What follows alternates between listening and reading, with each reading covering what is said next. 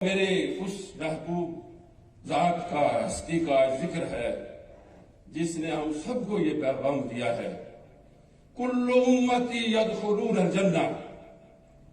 मेरी सारी की सारी उम्मत जो है, हम सबके लिए उम्मीद की राहें अल्लाह के नबी सल्लल्लाहु अलैहि वसल्लम ने इस बिशारत से दे दी है। कुल्लु उम्मती यदखुलून अल-जन्ना, मेरी सारी की सारी उम्मत जन्नत में जाएगी, इल्ला मन अबा, मगर वो शख्स नहीं जाएगा जिसने इनकार कर दिया।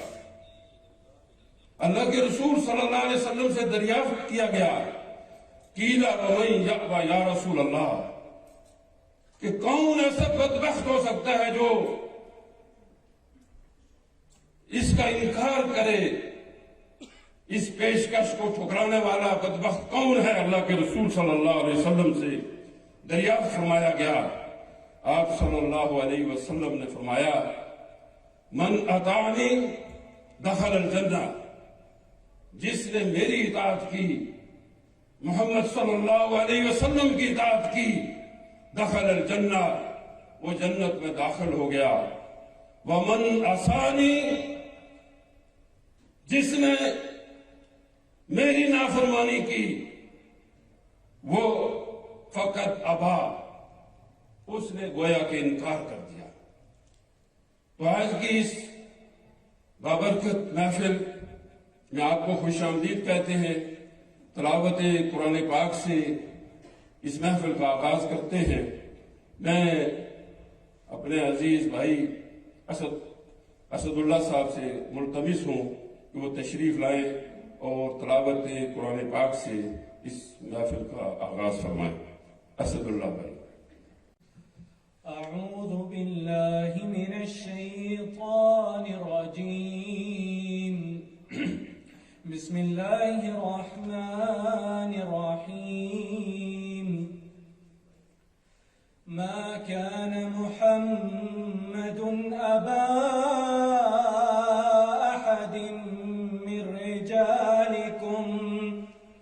من رجالكم ولكن رسول الله وخاتم النبيين وكان الله بكل شيء عليما يا أيها الذين آمنوا اذكروا الله ذكرا كثيرا وسبحوه بكرة وأصيلا هو الذي يصلي عليكم وملائكته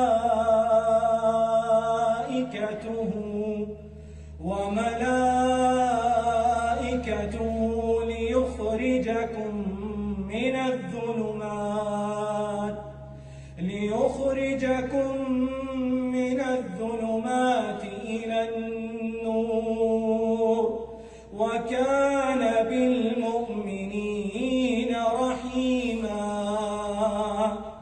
تحيتهم يوم يلقونه سلام وأعد لهم أجرا كريما يا أيها النبي إنا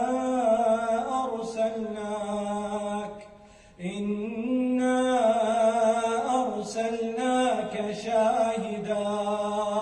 شاهدا ومبشرا ونذيرا وداعيا إلى الله بإذنه وسراجا منيرا وبشر المؤمنين بأن لهم من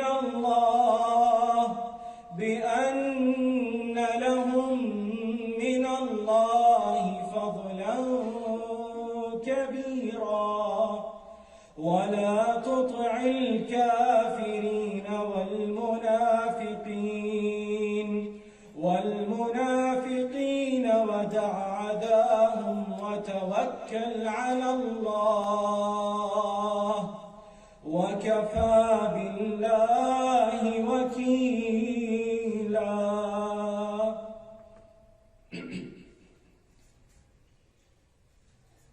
شروع اللہ کے نام سے جو بڑا مہربان اور نہایت رحم کرنے والا ہے. لوگوں، محمد صلی اللہ علیہ وسلم تمہارے مردوں میں سے کسی کے باپ نہیں ہیں مگر وہ اللہ کے رسول اور خاتم النبیین ہیں، اور اللہ ہر چیز کا علم رکھنے والا ہے. اے لوگوں جو ایمان لائے ہو، اللہ کو کثرت سے یاد کرو اور صبح و شام اس کی تسبیح کرتے رہو.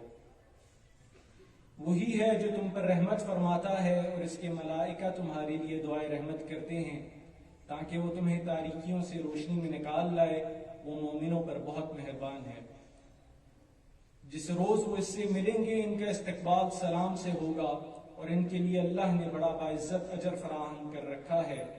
اے نبی صلی اللہ علیہ وسلم، ہم نے تمہیں بھیجا ہے گواہ بنا کر، بشارت دینے والا، ڈرانے والا بنا کر، اللہ کی اجازت سے اس کی طرف دعوت دینے والا بنا کر اور روشن چراغ بنا کر. بشارت دے دو ان لوگوں کو جو تم پر ایمان لائے ہیں، ان کے لیے اللہ کی طرف سے بڑا فضل ہے. اور ہرگز نہ دبو کفار و منافقین سے، کوئی پرواہ نہ کرو ان کی اذیت رسانی کی، اور بھروسہ کر لو اللہ پر. اللہ ہی اس کے لیے کافی ہے کہ آدمی اپنے معاملات اس کے سپرد کر دے. صدق اللہ مولانا العظیم.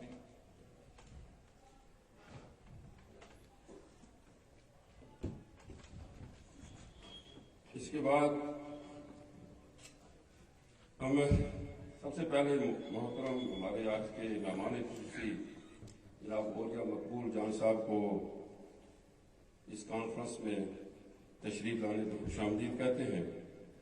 ہم اس پروگرام کی کارروائی کو آگے بڑھاتے ہوئے میں ملتمس ہوں مولانا محمد اسلم صاحب سے کہ وہ تشریف لائیں اور نعت رسول مقبول صلی اللہ علیہ وسلم پیش فرمائیں. مولانا محمد اسلم صاحب.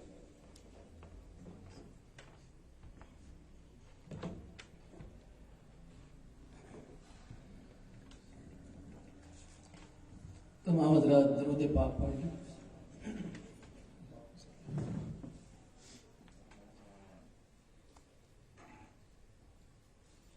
مجھ خطا کار سا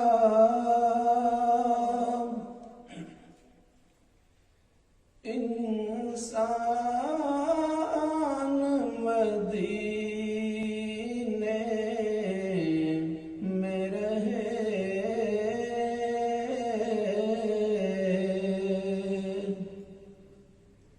مجھ خطا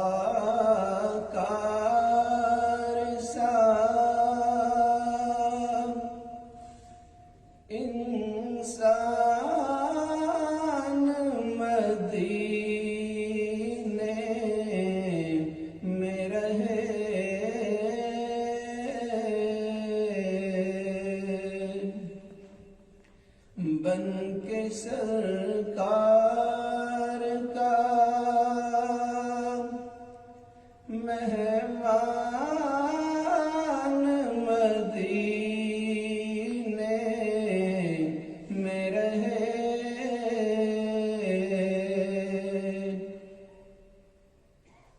یاد آتی ہے مجھے اہل مدینہ کی یہ بات،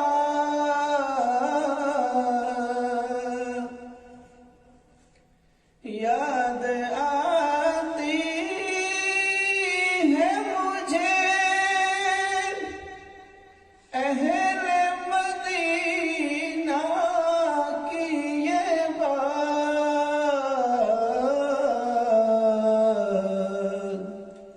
زندہ رہنا ہو اگر تو انسان مدینے میں رہے، زندہ رہنا ہو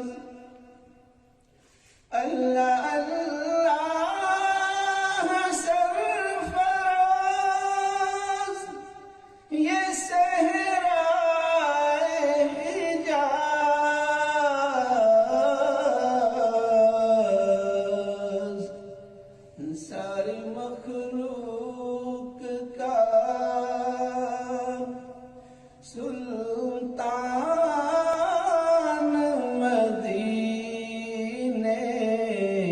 में रहे, सारी मखलूक का सुल्तान मदीने में रहे, मुझ खताकार सा छोड़ आया हूँ दिनों, जान ये कह कर आज़म,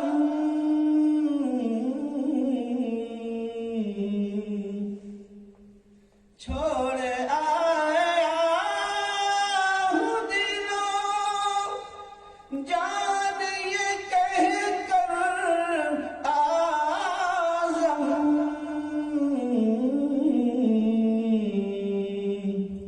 आ रहा हूँ मेरा सामान मदीने में रहे, आ रहा हूँ मेरा सामान मदीने में रहे, मुझ खताकार सा इंसान मदीने में रहे, बन के सरकार का मेहमान मदीने में रहे, मुझ खताकार।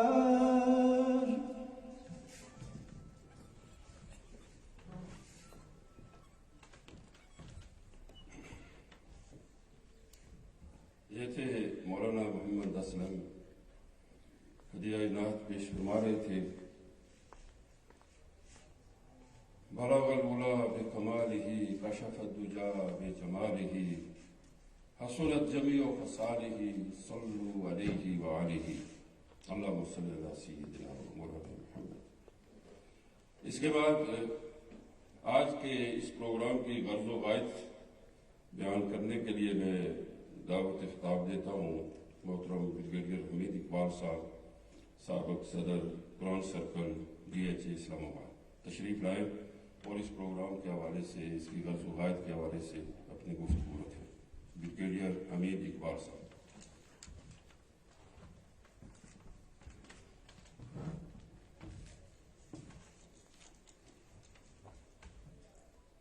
नहमदुहु व नसल्ली अला रसूलिल करीम, अम्मा बाद, फ़अऊज़ु बिल्लाहि मिनश शैतानिर रजीम, बिस्मिल्लाहिर रहमानिर रहीम।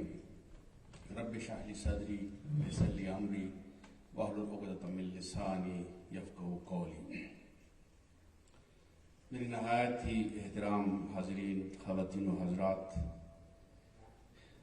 मैं भी अपनी तरफ से अपनी माज़रत पेश करता हूँ कि प्रोग्राम हमने बहुत लेट शुरू किया, लेकिन बस मजबूरी थी। उम्मीद है कि आप माफ़ फरमाएंगे। अल्लाह ताला का शुक्र है कि हम इस महफिल का इनेकाद कर रहे हैं।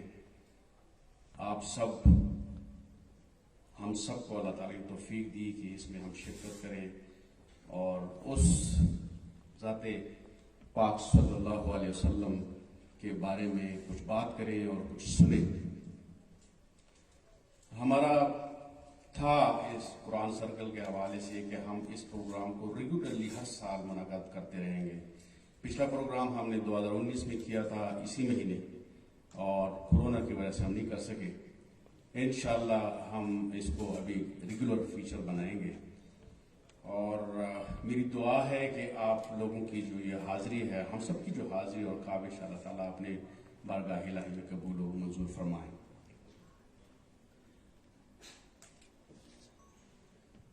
اللہ تعالیٰ نے قرآن کو ہمارے پاس رسول کریم صلی اللہ علیہ وآلہ وسلم کے ذریعے سے بھیجا، اور محمد صلی اللہ علیہ وسلم نے حق ادا کرتی ہوئی ہمارے پاس اپنا سیرت اور سنت بھی چھوڑ کے چلے گئی، اور یوں ایک دائمی اور ہمیش کی ہدایت کا ایک شمع جلائی اور ایک راہ ہمیں دکھائی۔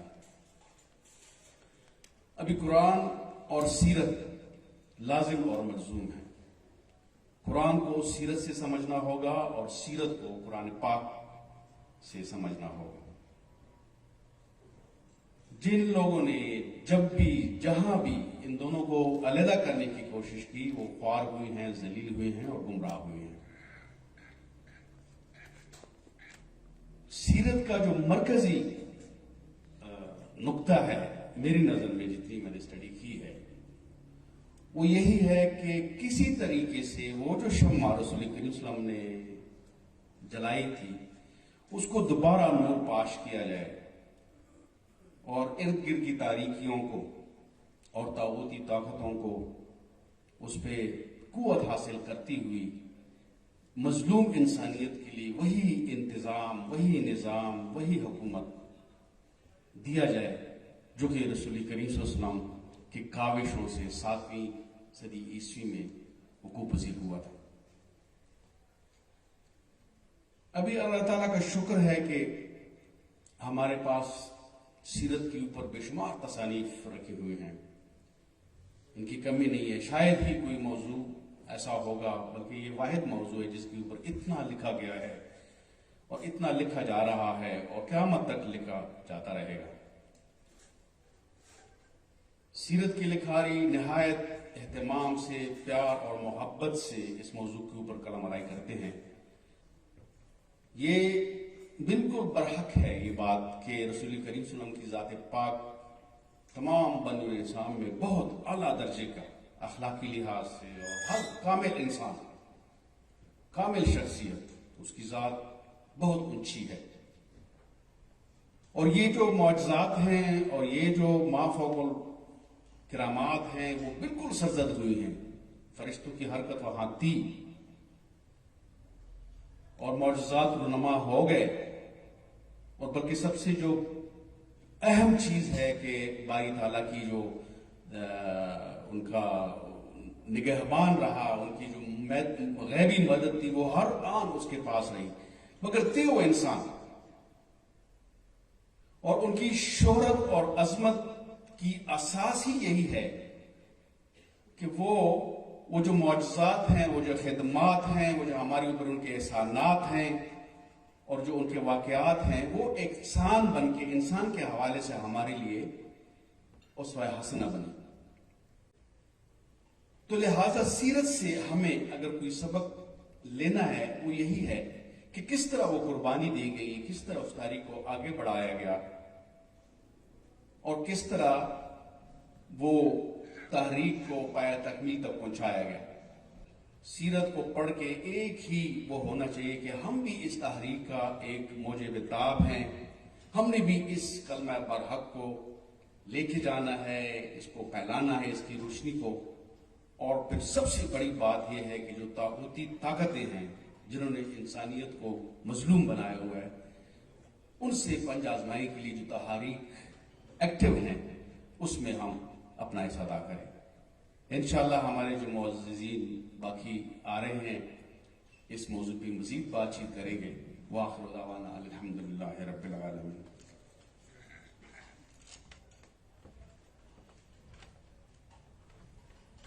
بریگیڈیئر حمید اقبال صاحب نے اس پروگرام کی غرض و غایت آپ کے سامنے رکھی۔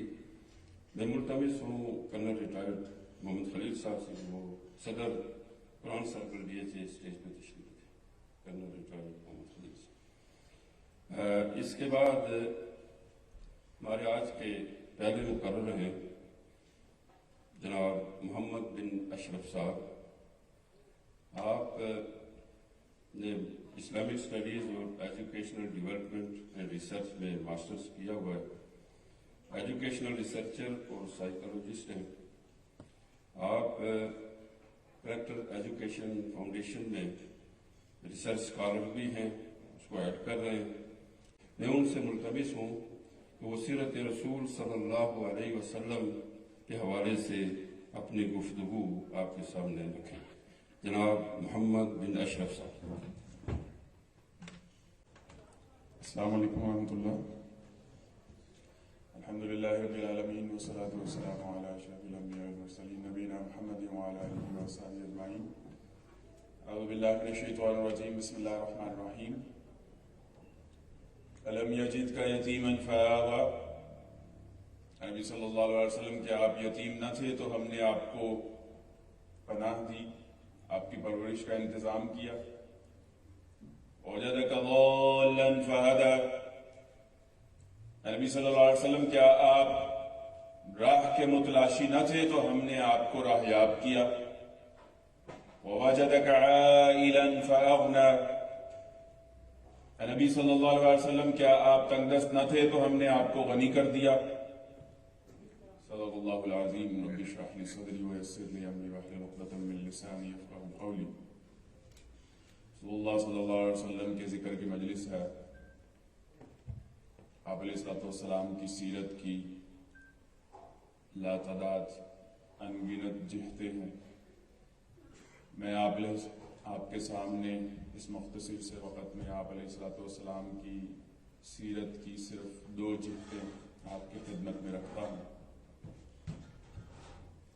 اس دعا کے ساتھ کہ اللہ رب العزت اس سارے عمل کو تعلیم و تعلم بنا دے، علم نافع بنا دے. اللہم انا نسألک علما نافعا ونعوذ بک من العلم لا ينفع. یہ محض نشستن برخاستن نہ ہو بلکہ یہاں سے ہم لرننگز لے کر جائیں.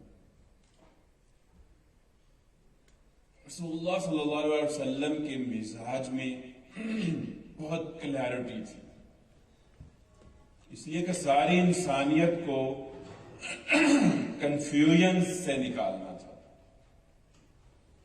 آپ کی فکر میں، تھاٹ میں، آپ کے ایکشنز میں، اعمال میں، آپ کے رویے میں، آپ کے نریٹو میں، آپ کی جدوجہد میں اور آپ کے ریزلٹس میں انتہائی کلیئرٹی تھی. یعنی آج کی دنیا میں 3 الفاظ بڑے مشہور ہیں: what, how, when. رسول اللہ صلی اللہ علیہ وسلم نے اپنی جدوجہد کا آغاز جب کیا تو آپ کے سامنے افق بالکل واضح تھے اور کلیئر تھے، اور یہی کلیئرٹی آپ نے پھر اوپر سے نیچے منتقل کی، اور وہی کلیئرٹی ہے جو آج اسلامی تحریکوں کو نصیب ہے. اور اسلامی تحریکیں الحمدللہ اسی کلیئرٹی کو تقسیم کرنا اور بانٹنا چاہ رہی ہیں سوسائٹی کو. 1-2 مثالیں دیتا ہوں کہ رسول اللہ صلی اللہ علیہ وسلم کس طرح سے بہت واضح قسم کے جوابات دیا کرتے تھے. حضرت ربیعہ ایک صحابی ہیں، ان کی عادت یہ تھی کہ وہ رسول اللہ صلی اللہ علیہ وسلم جب تہجد کے وقت اٹھا کرتے تھے تو یہ بھاگ کر آپ علیہ الصلوۃ والسلام کو وضو کا پیالہ دیا کرتے تھے. کہتے ہیں كنت أبيت مع رسول الله صلی اللہ علیہ وسلم فأتيته بوضعه وحاجاته. میں آپ کو وضو کے لیے اور دیگر حاجات کے لیے جو ہے وہ تہجد کے وقت سروس پرووائڈ کیا کرتا تھا. تو ایک دن آپ علیہ الصلوۃ والسلام نے خوش ہو کر کہا کہ سل، مانگو کیا مانگتے ہو، میں اللہ سے دعا کرتا ہوں اللہ تمہیں عطا کر. تو صحابی کہنے لگا کہ اسألک مرافتک فی الجنہ، مجھے اور کچھ نہیں چاہیے، مجھے جنت میں آپ کا ساتھ چاہیے. آپ علیہ الصلوۃ والسلام نے فرمایا کہ ہوا ذالک، اور بھی کچھ چاہیے؟ تو انہوں نے کہا بس مجھے یہی چاہیے. تو آپ علیہ الصلوۃ والسلام نے فرمایا کہ فاعلنی علی نفسک بکثرۃ السجود. یہ نہیں کہا کہ میں اللہ نال گل کر لاں گا، کوئی نہیں تو اپنے بندہ. آپ علیہ الصلوۃ والسلام نے کہا کہ اگر جنت میں تم میرا ساتھ چاہتے ہو تو پھر تمہارے نامہ اعمال سے سجدوں کی کثرت نکلنی چاہیے. فاعلنی، تو پھر تم میری اعانت کرو، تم میری مدد کرو. علی نفسک بکثرۃ السجود، کہ تم بڑے کوالٹی والے سجدے اور بڑے معیاری قسم کے سجدے یہ تمہارے نامہ اعمال سے نکلیں گے تو پھر میں انشاءاللہ تمہاری شفاعت کروں گا اور جنت میں تمہیں میرا ساتھ نصیب ہوگا. ایک بابا جی نے یہ حدیث سنی نا، جبکہ अव्वल मा युहासबु बिहिल अब्दु यौमल क़ियामति अस्सलात, क़यामत के दिन बंदे से सबसे पहला सवाल नमाज का होगा। तो वो बाबा जी अल्लाह के नबी के पास आए और कहने लगे कि कौन सी नमाज का सवाल होगा। आप अलैहिस्सलाम ने फरमाया, क्योंकि वो तो तहज्जुद भी ऐसे पढ़ा करते थे, कभी नहीं छोड़ते थे। आपने कहा सलातुल मकतूबा का, 2 फर्ज फजर के, 4 फर्ज जोहर के, 4 फर्ज असर के, 3 फर्ज मगरिब के और 4 फर्ज इशा के, इनका हिसाब होगा। उसने कहा अगर मैं ये नहीं छोड़ूं तो मैं जन्नत में चला जाऊंगा। आप अलैहिस्सलाम ने फरमाया कि हाँ, अगर तू ये फर्जों की रखते पूरी कर ले तो तू भागता हुआ जन्नत में जाएगा। वो बाबा नारे मारता गया। मैं ये नहीं कह रहा कि सुन्नतें छोड़ दें, लेकिन वो लोग जो इस वजह से नमाज नहीं पढ़ पाते, उनके लिए पैगाम है कि सलातुल मकतूबा का मज़कम, फराइज का एहतमाम और इंतजाम कीजिए।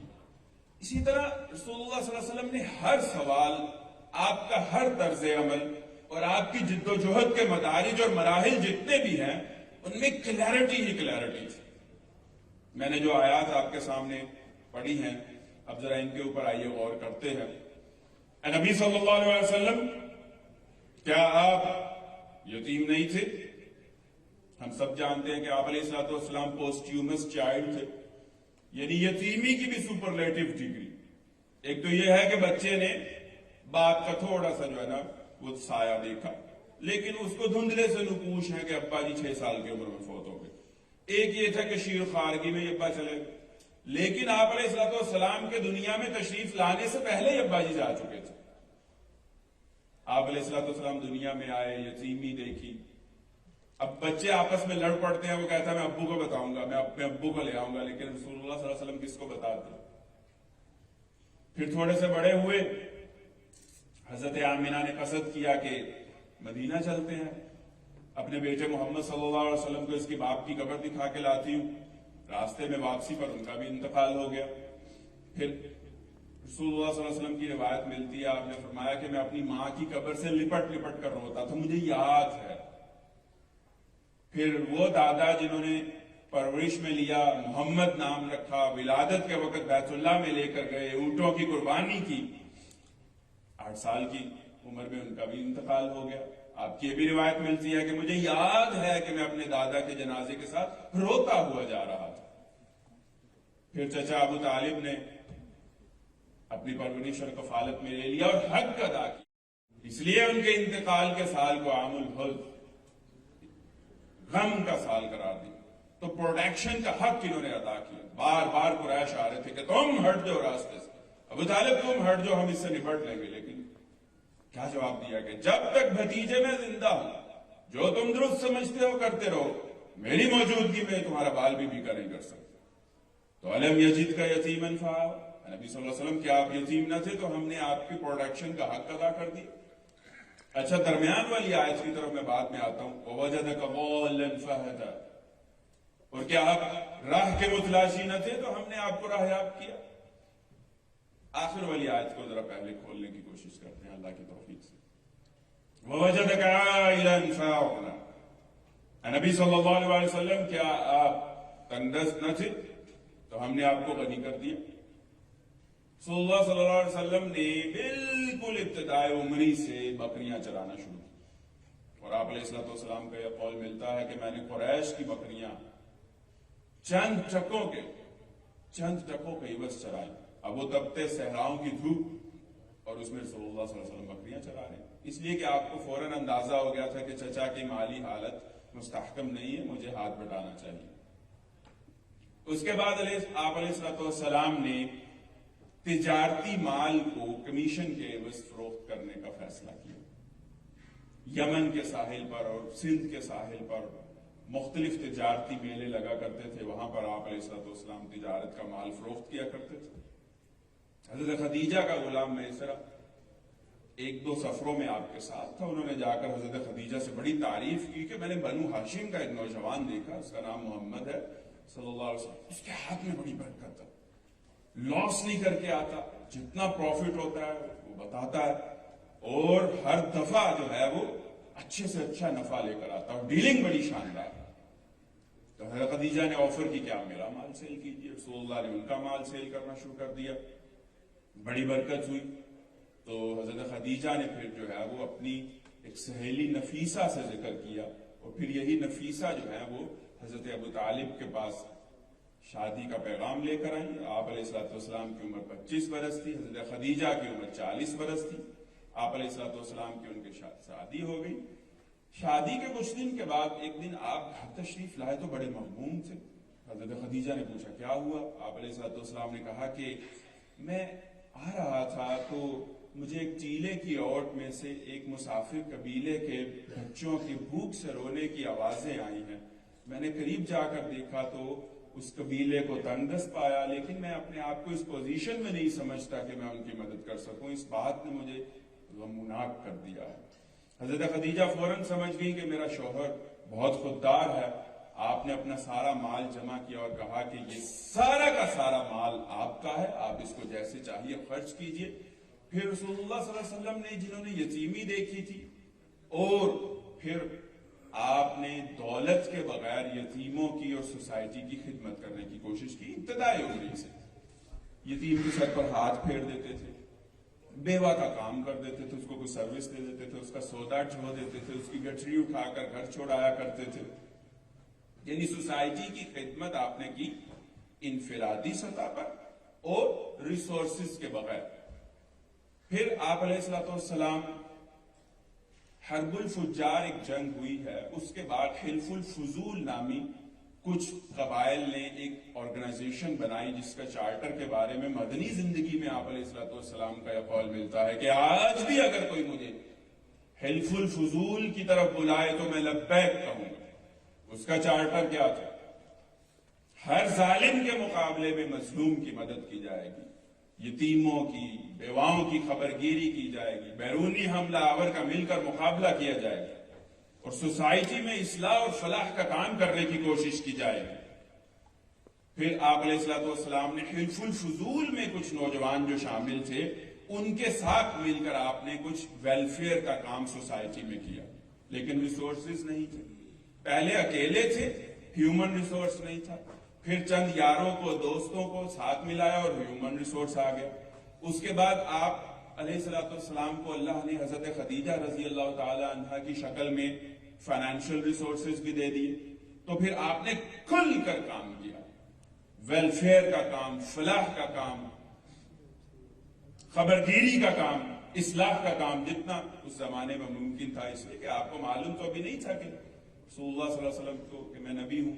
39 سال 6 ماہ کی عمر سے آپ کو خواب آنے شروع ہوئے, اور 37 برس کے تھے آپ جب آپ غار ہیرا میں جانا شروع کر دیا. آپ علیہ الصلوۃ والسلام آپ کئی دن کا ستو, کھجوریں اور پانی لے کر وہ اونچی چڑھائی پر چڑھ کر غار ہیرا میں جایا کرتے تھے, اور کئی کئی دن قیام کیا کرتے تھے, اپنا گھر چھوڑ کر, بیت اللہ کا طواف چھوڑ کر. بیت اللہ کا طواف کیا کرتے تھے, زمانے جاہلیت میں بھی ہوتا تھا. حضرت خدیجہ جیسی بیوی چھوڑ کر رقیہ, کلثوم, فاطمہ, زینب جیسی بیٹیاں چھوڑ کر, ابو بکر جیسا یار چھوڑ کر کئی کئی دن. بخاری شریف کے الفاظ ہیں, كان صفت تعبده في غار الحراء التفكر والاعتبار كان يتحنث في غار الحراء. غار الحراء میں آپ کے قیام کی نوعیت تھی to think and drive the conclusions. میں کیا کر سکتا ہوں, مجھے کیا کرنا چاہتا. میں نے انفرادی سطح پر بھی کام کر کے دیکھا, ٹیم بھی بنا کر دیکھ لی ہے, ریسورسز بھی اللہ نے دے دیے ہیں, لیکن کعبے کا برہنہ طواف ہو رہا ہے, 360 بت ہیں, بیٹیوں کو زندہ درگور کیا جا رہا ہے, غریب کے پیسے مار لیے جاتے ہیں, سال ہر سال لڑتے رہتے ہیں. مجھے کیا کرنا چاہیے؟ تو پھر وَوَجَدَكَ ضَالًّا فَهَدَى, درمیان والی آیت. اے نبی صلی اللہ علیہ وسلم, وَوَجَدَكَ ضَالًّا, ہم نے آپ کو ضال پایا, فَهَدَى, تو ہم نے پھر آپ کو راہ سمجھا دی. یہ ضال وہی ہے جس کا پلورل ہم نماز میں پڑھتے ہیں, غَيْرِ الْمَغْضُوبِ عَلَيْهِمْ وَلَا الضَّالِّينَ.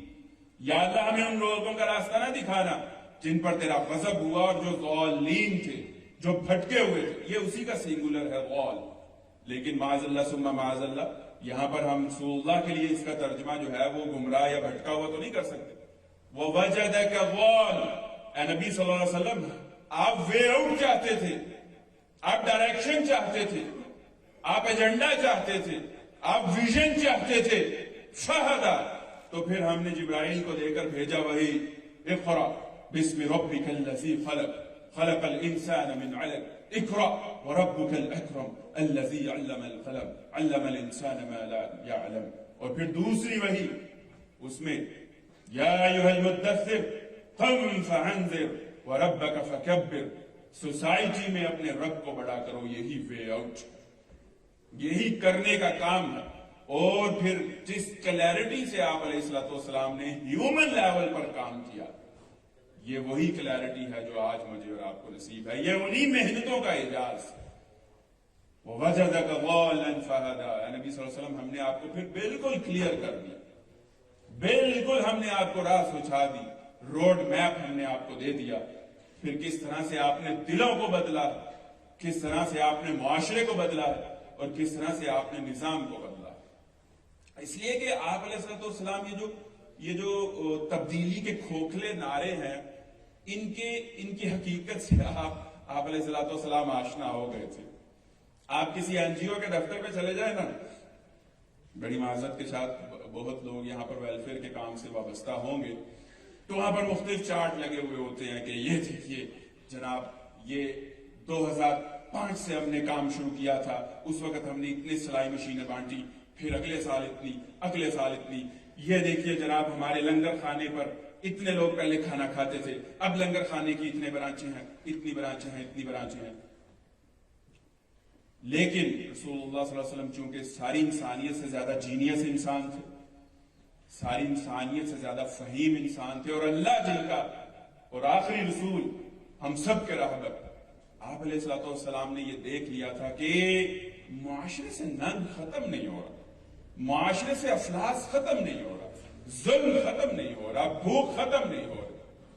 جب تک ویلفیئر کا کام کو جوڑا نہ جائے نظام کی تبدیلی سے، اس وقت تک ویلفیئر کا کام بھی پروڈکٹیو نہیں ہو سکتا. لہٰذا مجھے نظام کی سطح پر کام کرنا ہے. پھر آپ علیہ السلام اسٹریٹ پریچر کے طور پر نکلے، گلیوں سے اپنی دعوت کا آغاز کیا. یا ایھا الناس قولوا لا الہ الا اللہ تفلحون تملک العرب والعجم. او بھائی کلمہ پڑھ لو، او بھائی کلمہ پڑھ لو، کلمہ پڑھ لو، عرب و عجم کے حکمران بن جاؤ گے. پہلے ہی دن سے یہ بات کرو. اور پھر دیکھیے کس طرح سے انسانی سطح کے اوپر آپ علیہ السلام نے جدوجہد کر کے دکھایا. کوہ صفا پہ اوپر کھڑے ہوئے، بلکہ اس سے پہلے وَأَنذِرْ عَشِيرَتَكَ الْأَقْرَبِينَ والی جب آیت نازل ہوئی تو آپ علیہ السلام نے اپنے گھر والوں کو اکٹھا کیا، دعوت کی. پہلے کھانا کھلا دیا، بعد میں دعوت رکھی. ابو لہب نے ہوٹنگ شروع کر دی، بالکل مذاق اڑانا شروع کر دیا، سب نے ہو ہا شروع کر دیا. آپ علیہ السلام کو بڑا دکھ ہوا، لیکن کچھ دنوں کے بعد آپ علیہ السلام نے دوبارہ اکٹھا کیا. اب کھانا کھلانے سے پہلے اپنی بات رکھی، جامع خطبہ دیا، مجمع کو سام سونپ گیا. کون ہے جو اس راستے میں میری ساتھی بنے گا؟ کون ہے جو میری دعوت کو قبول کرتا ہے؟ کوئی نہیں. حضرت علی اٹھے، اگرچہ میں سب سے کم سن ہوں، میری ٹانگیں پتلی ہیں، میری آنکھیں دکھتی ہیں، لیکن میں ہوں آپ کا ساتھ دینے والا. مجمع کھلا کے ہاتھ اٹھا کہ یہ دیکھیے، یہ پوری دنیا کی تقدیر بدلنے چلے ہیں اور یہ ان کا ساتھی. کوہ صفا پر اب یہ جد و جہد کے مراحل دیکھیے. صرف 2-4 واقعات آپ کی خدمت میں برکت کے لیے رکھتا ہوں. کوہ صفا پہ یا صباح نعرہ لگا. میس کمیونیکیشن کا ان کا طریقہ تھا. کوئی شخص کسی اونچی جگہ پر کھڑے ہو کر خود کو بھرنا کر لیا کرتا تھا اور چیخا کرتا تھا، سارا مکہ جمع ہو جاتا. آپ علیہ السلام نے یہ نعرہ تو لگایا، لیکن جو ان کے میس کمیونیکیشن میں جو ایک شر کا پہلو تھا، معاذ اللہ، اس سے تو آپ نے اعراض کیا. سارا کا سارا مکہ اکٹھا ہو گیا کہ آج صادق اور امین کھڑے ہوئے ہیں اور وہ بلا رہے ہیں، وہ خاص بات ہوگی. چلیے دیکھتے ہیں، سنتے ہیں. آپ علیہ السلام نے جامع دعوت अगर मैं कहूं कि एक लश्कर है तुम पर हमलावर होने को चाहते, बात मानोगे? मानेंगे। अल्लाह ने मुझे नबी बना लिया, एक जिंदगी है जो आने वाली। फुफ्फो से कहा फुफ्फो आखिरत की तैयारी कर, बेटी से कहा बेटा आखिरत की तैयारी कर। असल रसूलुल्लाह सल्लल्लाहु अलैहि वसल्लम की जो क्लैरिटी है वो क्या थी? ये असल नहीं है, ये असल नहीं है, ये असल नहीं है, ये असल नहीं है, ये असल नहीं है। बाहर खड़ी हुई गाड़ी असल नहीं है, ट्रैफिक असल नहीं है। असल जिंदगी अभी शुरू होनी है, और उस असल जिंदगी की तैयारी के लिए ये अल्लाह ने मोहलत उम्र दी है। यही बात आपने रखी। अबू लहब ने वहां पर, अब मैं वो अल्फाज अपनी जुबान पर नहीं ला सकता, लेकिन समझाने के लिए, माज़अल्लाह सुम्मा माज़अल्लाह, उस बदबख्त ने क्या कहा? तब्बल्ला का लिहाजा जमा, माज़अल्लाह तेरे हाथ टूट जाए तूने इसलिए हमें जमा की। तो फिर उसी की मजम्मत में वो सूरत आई कि तब्बत यदा अबी लहब व तब, हाथ टूटे अबू लहब तेरे और तेरी जोरों के, और तुम आग की टोकरियां उठाते हुए जहन्नुम में जाओ। फिर सल्लल्लाहु अलैहि वसल्लम से एक दफा हज़रत आयशा ने पूछा कि अल्लाह के नबी सल्लल्लाहु अलैहि वसल्लम, आप, मुझे तो लगता है कि आपकी जिंदगी का सबसे सख्त तरीन दिन उहद था, क्या इससे भी सख्त दिन कोई था? आप अलैहिस्सलाम ने फरमाया कि हाँ, इससे भी सख्त तरीन दिन मेरे लिए ताइफ वाला दिन था। उहद की चंद झलकियां आपकी खिदमत में रखता हूं। 9-9 किलो की तलवारें मेरे आका अलैहिस्सलाम के चेहरे के ऊपर बरस रही, और खुद आपके चेहरे के अंदर घुस गया, दंदान मुबारक शहीद हो चुके, और आप गशी खाकर गिर पड़े, और आपके जुबान अथर पर ये अल्फाज जारी हो गए, कैफ यहदिल्लाहु कौमन खज़बू वजह नबीहिम मिन अद-दम। अल्लाह उस कौम को हिदायत कैसे देगा कि जिन्होंने अपने नबी के चेहरे को खून से रंग दिया।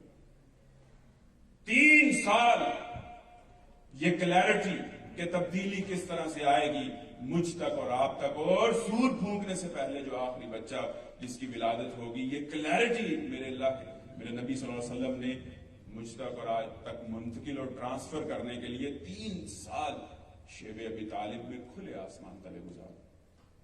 हजरत साद बिन नबी वकास कहते हैं कि पत्ते भी खत्म हो गए, फिर हम वहां पर जूतियों के चमड़े भी उबाल कर खाते थे।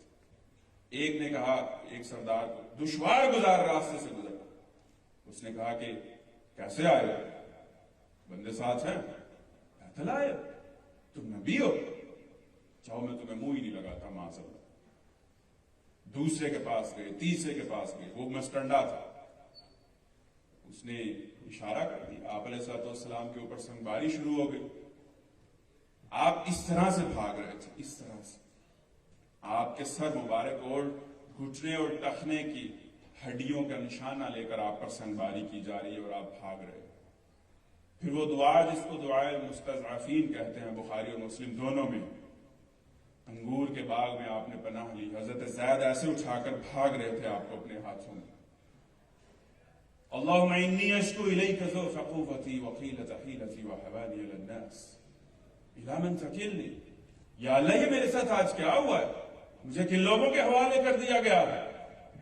और फिर आखिर में क्या अल्फाज आप अलैहिस्सलाम की जुबान अथर पर आ गए, फ़इन लम तकुन अलैया ग़ज़बुक फ़ला उबाली। या अल्लाह, अगर तू मेरे से नाराज नहीं है तो फिर मुझे कोई परेशानी नहीं।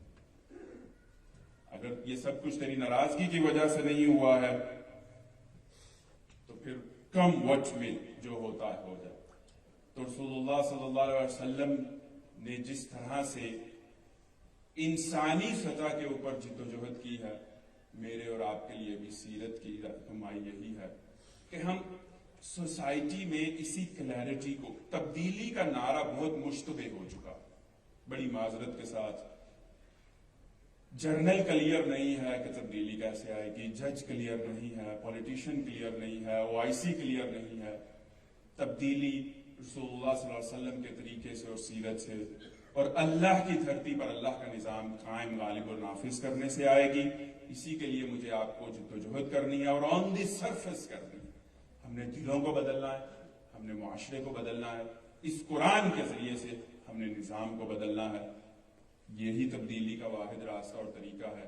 اللہ سے دعا کرتا ہوں کہ اللہ مجھے اس راستے پر اور آپ کو ہم سب کو اس راستے پر گامزن فرمائے اور ہمیں اپنی زندگیوں میں وہ دن دیکھنا نصیب فرمائے جب رب کی دھرتی پر رب کا اور مصطفیٰ صلی اللہ علیہ وسلم کا نظام قائم غالب و نافذ ہوگا. اقول قولی ھذا استغفر اللہ لی ولکم ولسائر المسلمین والمسلمات. السلام علیکم.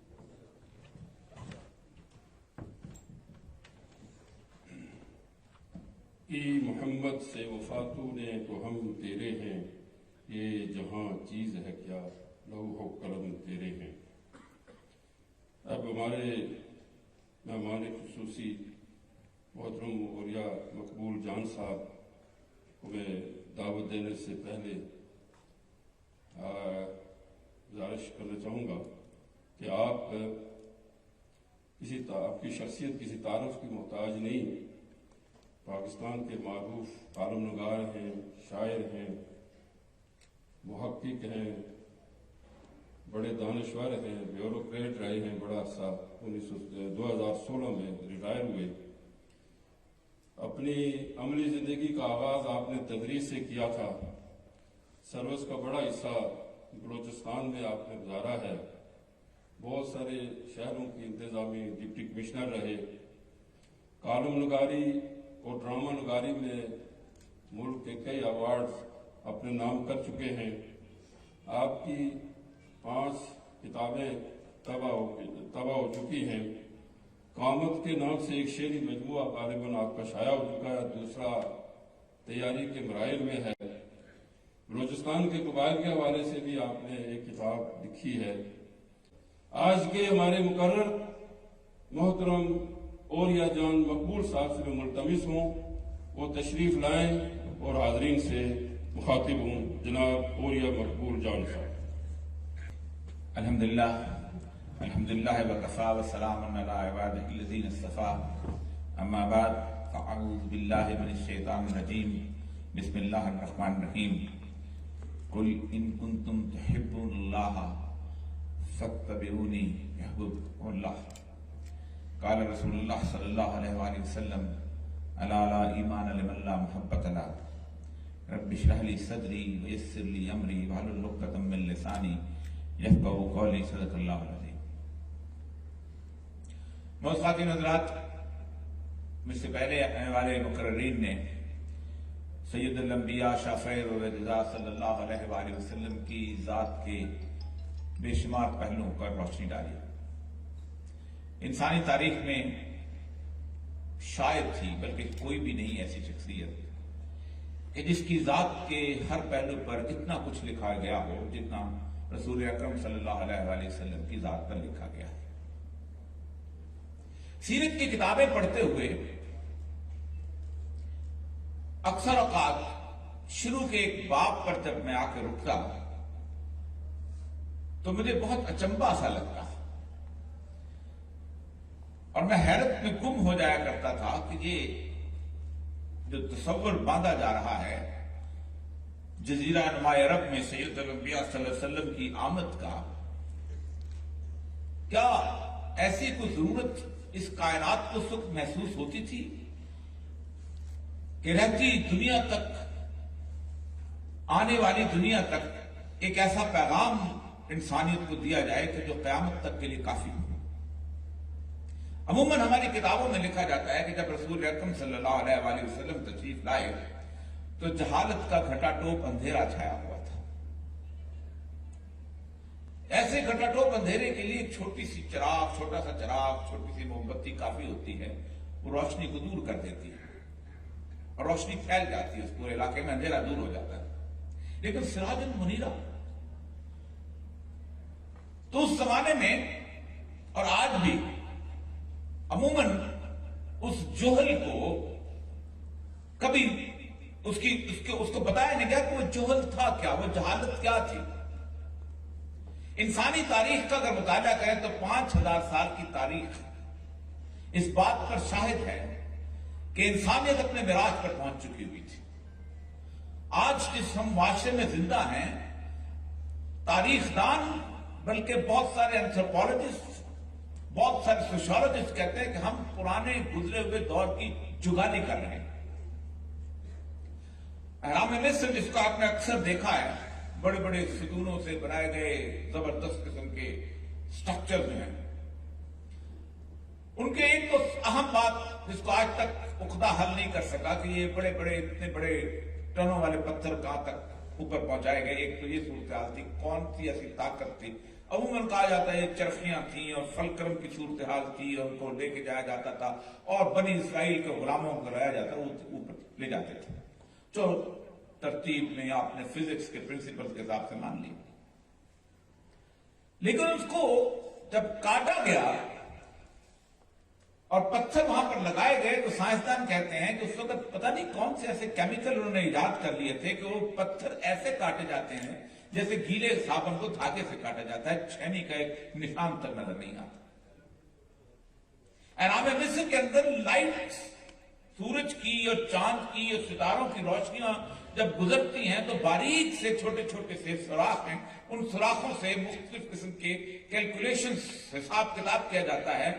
آج بھی 5000 سال تک آنے والی جو تقویم ہے کہ سورج کس زاویے سے کہاں سے گزرے گا اور چاند کس سے گزرے گا اور مریخ کس سے گزرے گا اور باقی ستارے کس سے، امریکہ کی جو ایفیمری ٹیبلز اس وقت نقشہ ظاہر کرتی ہیں، اس میں اور اس مصر کے اس سارے اس کے اندر 1 سینٹی میٹر کا فاصلے کا بھی فرق نہیں. حیران کرنا، ابھی تک یہ عقدے حل نہیں کر، ابھی تک اس لینگویج کو ایک لفظ کہتے ہیں ڈسائفر کرنا، اس زبان کو نہیں پڑھ سکے ہمارے لوگ. پکچرس لینگویج بھی تھی، اس کے بعد کی لینگویج. اسی عرب کے ایک طرف مشرق کی سمت بابل و نینوا کی تہذیب تھی. حمورابی کے قوانین جس سے آج کے میگنا کارٹاز نکلے ہوئے ہیں، ہم سمجھتے ہیں کہ آج بھی جو یونائٹڈ نیشنز کے مختلف قسم کے وہ سورس آف لا گیورز کی صورتحال لیتے ہیں تو وہی لوگ آتے ہیں. ہینگنگ گارڈن بیبلونیا، میلوں انہوں نے لٹکتے ہوئے باغ بنائے تھے جن کے ستون نظر نہیں آتے تھے. آدمی چلتے ہوئے سمجھتا تھا کہ میں ایک ایسی جگہ پہ جا رہا ہوں کوئی جو آسمان اور زمین کے درمیان معلق ہے. جس جمہوریت، جس فلسفی، ان ساری چیزوں پہ آج ہم شاندار طریقے سے ڈسکشن کرتے ہیں اور ہم کہتے ہیں کہ انسان نے ایک ایوولوشن کے ذریعے آج جمہوری نظام کو لے کے آیا ہے. وہ جمہوری نظام جو تھا وہ سٹی اسٹیٹ کی آئیڈیل ترین صورتحال کے اندر یونان جو تھا اس کے اوپر نافذ کر کے اس کے اوپر نافذ کرنے کے بعد جہاں تک اسپارٹا کے جرنیلوں کے ہاتھ سے شکست کھا چکا تھا. پلیٹو کی جو الجمہوریہ ہے، اس کو ریپبلک کہتے ہیں، اس کو اٹھا کے دیکھ لیجیے گا، کوئی ایک پرنسپل بھی جمہوریت کا ایسا نہیں ہے کوئی جو اس سے ڈسکس نہ کیا. میں بیوروکریسی میں 32 سال رہا ہوں. ہم بیوروکریسی کی تاریخ پڑھتے ہیں تو حیران رہ جاتے ہیں کہ 3500 سال پہلے چین نے جو ٹیراکوٹا آرمی بنائی تھی اور اس ٹیراکوٹا آرمی کے تحت جو مینڈرنس کی سول سروس کا سٹرکچر دیا تھا، آج ایسے لگتا ہے کہ ہم نے کاربن کاپی رکھ کر اس کو کاپی کیا ہوا ہے. ایگزیکٹلی کنگ سروس یہ ہوتی ہے اور فلاں کیا ہوتی ہے اور ٹریننگ کیا ہوتی ہے اور ماڈیولز کیا ہوتی ہے. تو کائنات میں انسان ایک مکمل طور پر اپنی ان تمام تر معاشرتی طور پہ، سائنسی طور پہ، باقی ساری چیزوں میں اپنی ایک انتہا تک پہنچ چکا ہوا تھا. آج کہا جاتا ہے کہ بنیادی طور پر انسان کی اس سائنٹیفک ڈیولپمنٹ جو ہے اس کی ٹیکنالوجیکل اظہار ہے ہمارے پاس جو آ رہا ہے. ہم اس حد تک اب اس کائنات کے مالک ہوتے چلے جا رہے ہیں کہ ہم پرنسپل وہاں سے دیکھتے ہیں اور ان پرنسپلز کی چھاؤں کے اندر یہ سب کچھ چلتے ہیں. سائیکالوجی، جو لوگ سائیکالوجی کے لوگ ہیں، سائیکالوجی کے سارے پرنسپل، آڈیپس کمپلیکس ہے. آڈیپس کہاں سے آیا تھا؟ آڈیپس وہ تھا کہ جو کہ یونان کا ایک شخص تھا جس کے وجہ سے نکلا جاتا ہے کہ باپ اپنی بیٹی سے پیار کرتا ہے اور جو ہے ماں جو ہے اپنے بیٹے سے پیار کرتی ہے، جو تصور ایک الٹا سیدھا نکالا گیا. اس کے ساتھ ساتھ جتنے بھی کانسیپٹس ہیں وہ سارے پرانی میتھولوجی سے نکال کے اس کے اندر سے انسان کا تصور نکالا گیا ہے کہ انسان کی سائیکولوجیکل ڈیویشنز کیا ہوتا ہے. اس کا مطلب یہ ہے کہ وہ ڈیفینیشن جو سید الانبیاء صلی اللہ علیہ وآلہ وسلم کی جوہل کی تھی اور کس شخص کی تعریف کرتے ہوئے کی تھی، کس شخص کو آئینہ دکھاتے ہوئے کی تھی، وہ شخص تھا جس کا نام تھا عمرو بن اچھام اور جس کو پورا عرب دنیا کا تھی ابو الحکم، دانائی کا باپ. آپ نے کہا نہیں، یہ دانائی کا باپ نہیں، یہ ابو جہل ہے، کیونکہ وہ علم، وہ روشنی، وہ انسان کی سائنسی ترقی جو اللہ کی طرف لے کے نہیں جاتی، رسول اللہ صلی اللہ علیہ وسلم کو جہل. یہ وہ ڈیفینیشن تھی جس کے مقابلے میں سید الانبیاء صلی اللہ علیہ وآلہ وسلم نے ہم تشریف لائے. دوسرا سوال جو آپ کے اس میں بھی ہوتا ہے, ہمارے بھی ہوتا ہے, جس کے بارے میں بریگیڈیئر صاحب نے بات کی کہ ہم محبت میں معجزاتی صورتحال, اس کے باوجود بھی احساس ہوتا ہے کہ رسول اکرم صلی اللہ علیہ وسلم کو ویسے معجزے کیوں عطا نہیں کیے گئے جیسے معجزے سیدنا عیسیٰ کو ملے, جیسے معجزے سیدنا موسیٰ کو ملے, جیسے باقی پیغمبروں کو ملے. ایسی کیا بات ہے؟ کوئی نہ کوئی دلیل تو اس کی ہونی چاہیے اس کے لیے. اب سیدنا عیسیٰ علیہ السلام کی پوری شخصیت ان کے آنے سے پہلے ان کا مطالعہ کیجیے. ایک جب بنی اسرائیل جو تھی ان کو وقت نصر نے وہاں سے نکالا, 80,000 لوگوں کو مارا, تو بابل و نینوا کی سرزمین, دجلہ و فرات کی سب سرزمین میں ان کو جا کے آباد کر دیا. جتنے ان میں ترخان تھے, لوہار تھے, سنار تھے, سب لے کے کام کرنے والے, اور باقی جو نکمے تھے میرے جیسے ان کو قتل کر دیا. وہ وہاں آرام سے بیٹھے ہوئے تھے تو انبیاء ان کے پاس آتے رہتے تھے, اور قرآن کہتا ہے یقتلون انبیاء بغیر حق, یہ ان کو بغیر کسی وجہ سے انبیاء کو قتل کرتے تھے. کیوں کہ وہاں پر اخیار اور رہبان, مولوی اور پیروں کی بادشاہت بنی ہوئی تھی, اور مولوی اور پیر جو تھے وہ مکمل طور پر سمجھتے تھے کہ بس ہم ہیں, اب کسی نبی کی ایسی ضرورت نہیں. تو ایک پیغمبر حضرت عیسیٰ کو بھیجا, یہ صاحب جن کو کہا جاتا ہے, تو انہوں نے کہا دیکھو 2 وعدے ہیں تمہارے ساتھ جو میں اللہ کی طرف سے لے کے آؤں. ایک تو تم یہاں سے نکل جاؤ گے اور واپس یروشلم میں پہنچ جاؤ گے, اور دوسرا یہ ہے کہ تمہیں درمیان ایک ایسا شخص آئے گا کہ جو حضرت داؤد علیہ السلام کے تخت سے بیٹھ کر پوری دنیا پر حکمرانی کرے گا. یہودیوں نے کہا یہ کدھر سے آ گئے پاگل آدمی, اس کو چھوڑو, اس کو پکڑا, آرے سے ذبح کرتے.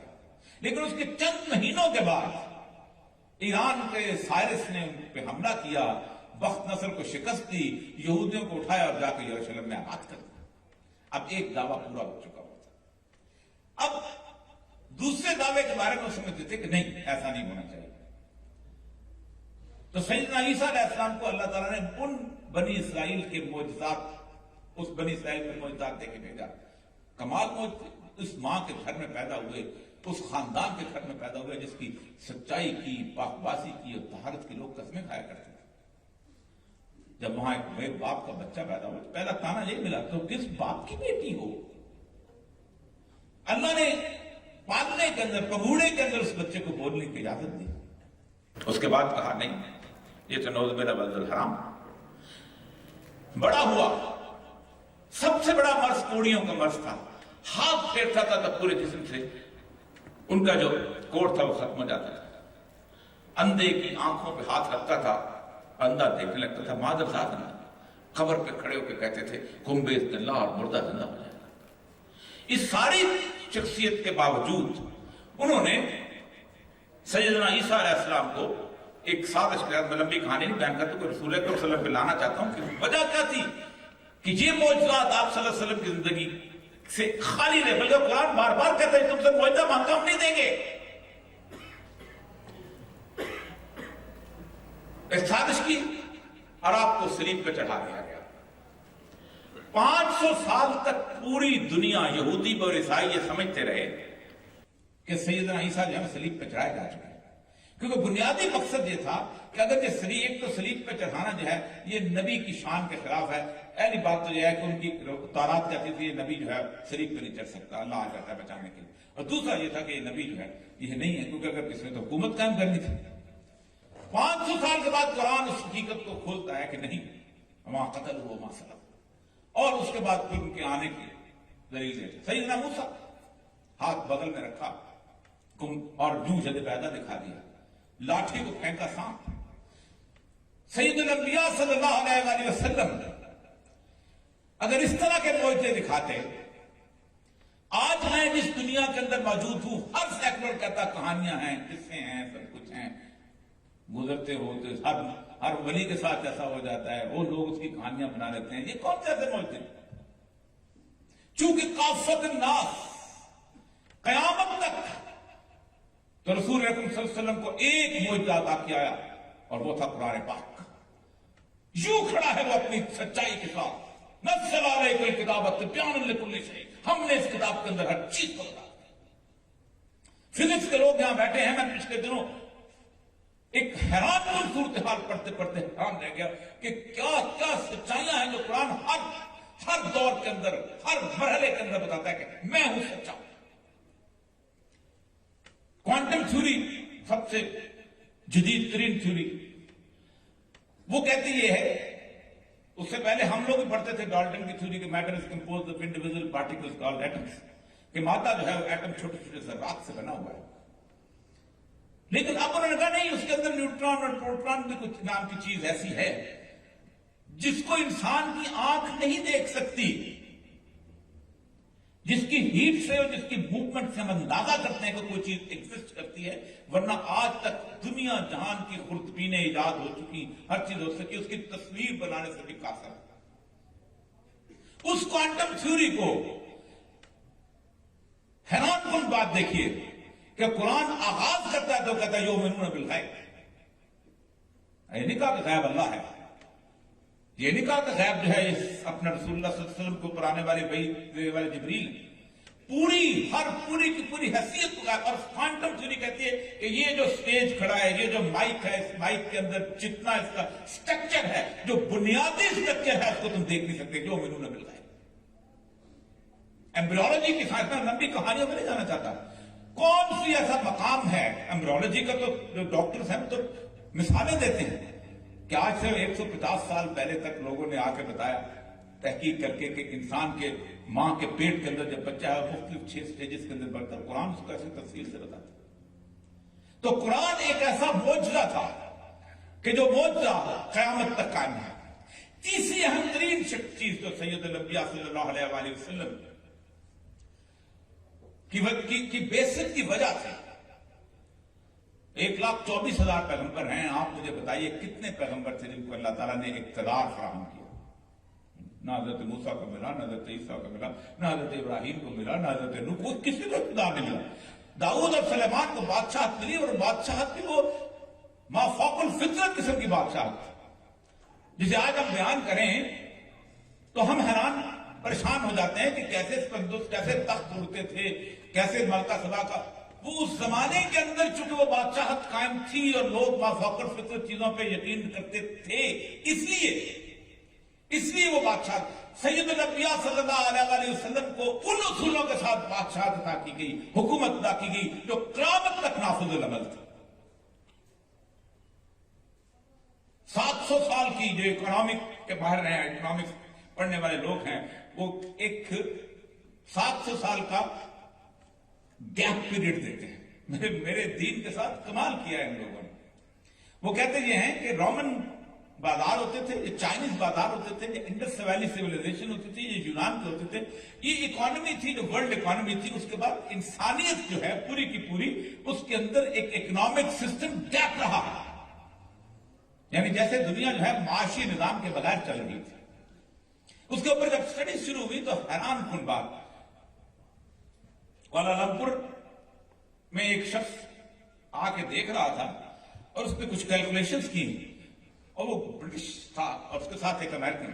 उन्होंने जाकर वहां जब देखा तो उन्होंने कहा कि तो पूरा सिस्टम इस दुनिया में, जो सिविलाइज दुनिया में एग्जिस्ट करता था। फिर सैयदुल अंबिया की उस मदीना की इकोनॉमी के मैं 5 बुनियादी पॉइंट बताता हूं। आज दुनिया के अंदर सिवाय उन पॉइंट्स के किसी और जगह तस्वर ही नहीं है, और हम समझते हैं कि हम यहां पर आज माशी निजाम बदल नहीं सकते। रसूल अकरम जब आए तो मस्जिद नबी को तामीर करने के बाद पहला काम आपने ये किया, कहा सबसे पहला काम यह है कि हमें हमारा बाजार अलग होना चाहिए। 4 बाजार थे मदीना में यहूदियों के। हम कहते हैं फैक्ट के बगैर हमारी जिंदगी नहीं गुजर सकती। हम कहते हैं यूरोपियन यूनियन के साथ हमारा तिजारत खत्म हो जाए, हम भूखे मर जाएंगे। 4 बाजार थे। फरमाया नहीं, इतनी जल्दी थी कि कतई जमीन खरीदने के बाद उसके ऊपर छप्पर भी नहीं डाला गया, एक टेंट के अंदर उस बाजार को खड़ा किया। उसके बाद पहला काम ये फरमाया कि इस बाजार में जो शख्स कारोबार करेगा उस पर कोई टैक्स नहीं लगेगा। यहां तक फरमाया फिर टैक्स लगाने वाला जन्नत की हवा नहीं ले सकता। आज टैक्स फ्री जोन कहां है? मैं लिस्ट बताऊं, जर्मनी दुबई बताऊं, केश बताऊं, 120 जो है आइल्स बताऊं जहां टैक्स फ्री होता है, कहां कहते हैं कि 1999 जापान, उसने कहा अगर हम इस तरह की सूरत हाल के अंदर गुजरे, अगर हमने सूद और इस तरह के निजाम को लेकर चले तो हम तो खत्म हो जाएंगे, हमारा माशरा जो तबाह बर्बाद, सिर्फ जीरो इंटरेस्ट रेट पॉलिसी लेके आए लोग। इस वक्त जापान में नेगेटिव इंटरेस्ट रेट है, आप जापान के बैंकों में पैसे रखें तो आपसे किराया वसूल करते हैं। इसलिए कहा जाता है कि जापान में सबसे ज्यादा वो लोग हैं जो कैश जेब में लेके चलते हैं। पहली चीज। दूसरी चीज फरमाया, इस बाजार की कोई निजी मलकियत नहीं होगी। अबू बकर सिद्दीक अपना कपड़ा उठाएंगे, आएंगे यहां पर आके बेचेंगे और चले गए, फलां आएगा अपना कपड़ा लेकर। तीसरी चीज फरमाया, जो शख्स भी हुनरमंद है वो अपना माल सीधा यहां पर लेके आएगा। अगर किसी ने रास्ते में 300 रुपए की गंदम खरीदी और 400 रुपए लाके बाजार में बेची तो उसने 100 रुपए सूद कमाया। No middle man. Factory outlets दुनिया पूरी में इसका तस्वर था। आज भी जहां कोई भी वेलफेयर इकोनॉमी बिल्डअप होती है उसमें फैक्ट्री आउटलेट सबसे बड़ी अहम तरीन चीज होती है कि जिसमें मिडिल मैन को खारिज कर दिया जाता है। बड़े बड़े प्लाजों के अंदर उनके आउटलेट्स खुले होते हैं। सोनार की अपनी दुकान होगी, लोहार की अपनी दुकान होगी, खजूर वाले की अपनी दुकान होगी, गंदम वाले की अपनी दुकान। अगला मरहला, नो स्पेकुलेशन, किसी किस्म का जुआ नहीं होगा यहां पर, किसी किस्म का सूद नहीं होगा इस जगह पर। आप सोचें कि अरब का कोई भी बड़ा सरदार ऐसा नहीं था जो यहूदियों के सूद का मोहताज ना हो और सूद में जकड़ा हुआ। आखिरी फरमाया, जिसने 40 दिन तक गल्ला स्टोर किया, सिर्फ 40 दिन, हदीस सुने तो हैरान रहे। कभी मेरे रहमतुल्लाह अलैहि नबी सल्लल्लाहु अलैहि वसल्लम ने किसी को बद्दुआ नहीं दी सिवाय उस शख्स के जो जखीरा अंदोजी करता था, अल्लाह इसको तामुन में मुब्तला करे। जिसने 40 दिन तक गल्ला स्टोर किया, उस शख्स को बाद में पूरी जिंदगी इबादत करता रहे, पूरी जिंदगी खैरात करता रहे, पूरी जिंदगी अल्लाह ताला के सामने अपने जैसे अमाल करता रहे, उसकी इबादतें और अमाल कबूल नहीं होंगे। 40 दिन का इतना बड़ा था। और सूद के बारे में तो जो हदीस आपको सुना दूंगा, खड़े खड़े कांप जाएंगे। हमारे 70 दर्जे सूद के हैं, उनमें से आखिरी दर्जा यह है कि कोई शख्स अपनी मां के साथ जिना। जी वो मदीना मार्केट थी कि जिसके बारे में 1924 में जब आखिरी दफा खत्म हुई है तो कीन्स और बड़े बड़े लोग लिखते हैं कि आखिरी independent trade market for the सूक of Istanbul. किसी और जगह इस तरह का सूद ध्यान नहीं थी। उस शख्स ने फिर जब कैलकुलेशन की तो आप हैरान होंगे। उसने कहा, इस पूरी दुनिया की गुर्बत को दूर करने के लिए, पूरी दुनिया की गुर्बत को दूर करने के लिए $30 बिलियन जो है वो रिक्वायर्ड होते हैं ओवरऑल। जबकि मुस्लिम अगर 25% है जो दुनिया का, वो अगर ज़कात दें तो $50 बिलियन बनती है। 220 बिलियन के करीब जो है वो एनजीओ को दे दिए जाते हैं कि जो अपने उसमें खर्च करते तो कुछ नहीं होता। कॉन्सेप्ट ये था इस्लाम में, देयर इज नो हाइपरस्टार। एक आदमी को इस्लाम इस बात की इजाजत देता कि 80% दौलत जो है वो खड़ी करके उसके अंदर उसके बाद दौलत से सब कुछ खरीद लें। मैं पिछले दिन मस्कत में गया था कुछ अर्सा पहले, इसी सूद के निजाम के ऊपर डिस्कस करते हुए, तो उनके जो काजिल कुदा और मुफ्ती हैं, क्योंकि वहां जो है बेसिकली आबाजी वो लोग है, वहां खासा सख्त उन्होंने, क्योंकि खारजी हैं, जो खारजियों की एक किस्म है आबादी, उनसे डिस्कस करते हुए उन्होंने कहा आज से तकरीबन 15 साल पहले इस मस्कत जो है पूरी की पूरी गल्फ का सबसे खूबसूरत शहर, अगर जो लोग गए हो तो उन्होंने देखा हो, हैरान करो, पहाड़ी से इलाका बहुत खूबसूरत, ज्यूल ऑफ दी जैसे कहते हैं गल्फ कहते हैं। कब हजारों के हिसाब से हमारे बकाला होते थे छोटे छोटे, हमने 4 बड़े बड़े इनको आके यहां पर इजाजत दी और आप हैरान होंगे कि हजारों बकाला खत्म हो गए और यहां आइकिया आ गया, यहाँ हाइपरस्टार आ गया, यहाँ फला आ गया फला। मुझे किसी ने सवाल किया किस तरह, तो आप इस तहजीबी उसको मामले को खत्म, मैंने कहा मॉडर्न तरीन सूरत हाल है ना हमारी, हम छोड़ें, दुनिया पूरी की छोड़। आप पर जब क्राइसिस आता है क्या करते हो? आप एक जुमा बाजार लगाते हो, डीसी की जो है उसकी जान पे बनी होती है, असिस्टेंट कमिश्नर की जान पे बनी होती है, कैसे माल लेके हैं, डालडे वाले को कहते हैं, तलो वाले को कहते हैं, फलाने वाले को कहते हैं, यहां लेके आओ। इस्लाम एक परमानेंट जुमा बाजार चाहता है, एक परमानेंट इस तरह की इकोनॉमी। और कोई दुनिया का इकोनॉमिस्ट ऐसा नहीं है जो एक से एक लफ्ज सूद के हक में लिखा। चैलेंज, एक लफ्ज सूद के हक में लिखा मुकम्मल। मैं हैरान होता था कभी कभी कि अल्लाह तबारक सूरत अलहम्द से लेकर वन्नास तक पढ़ने, अल्लाह ने न जिना के खिलाफ जंग का ऐलान किया है, न चोरी के खिलाफ जंग का ऐलान किया है, न किसी और माशरे, अल्लाह ने सिर्फ एक जगह जंग का ऐलान किया, हर बमिल्लाह, हर वो होती है तलवार वाली जंग होती। क्यों? उसकी बुनियादी वजह थी कि इस कुरान ने आज तक रहना था। इसीलिए इस वक्त जो मॉडर्न पूरे का पूरा इकोनॉमिक सिस्टम है, it is based on interest. 1694 में प्रॉमिसरी नोट आया है, बैंक ऑफ इंग्लैंड के यहूदियों ने साइन लिया है जिस वक्त। तो 1694 में उन्होंने सिर्फ इतना कहा कि हम एक कागज का नोट जो है वो छाप लें, हर हुकूमत उसकी इजाजत थी। और यहूदी करते ये थे कि 1 तोला सोना लेते थे और उसके बदले में एक नोट देते थे कि इसका 1 तोला सोना मेरे पास है, ये गंदम खरीद सकता है, आलू खरीद सकता है, चावल खरीद सकता है, और वो गर्दिश करता रहता था।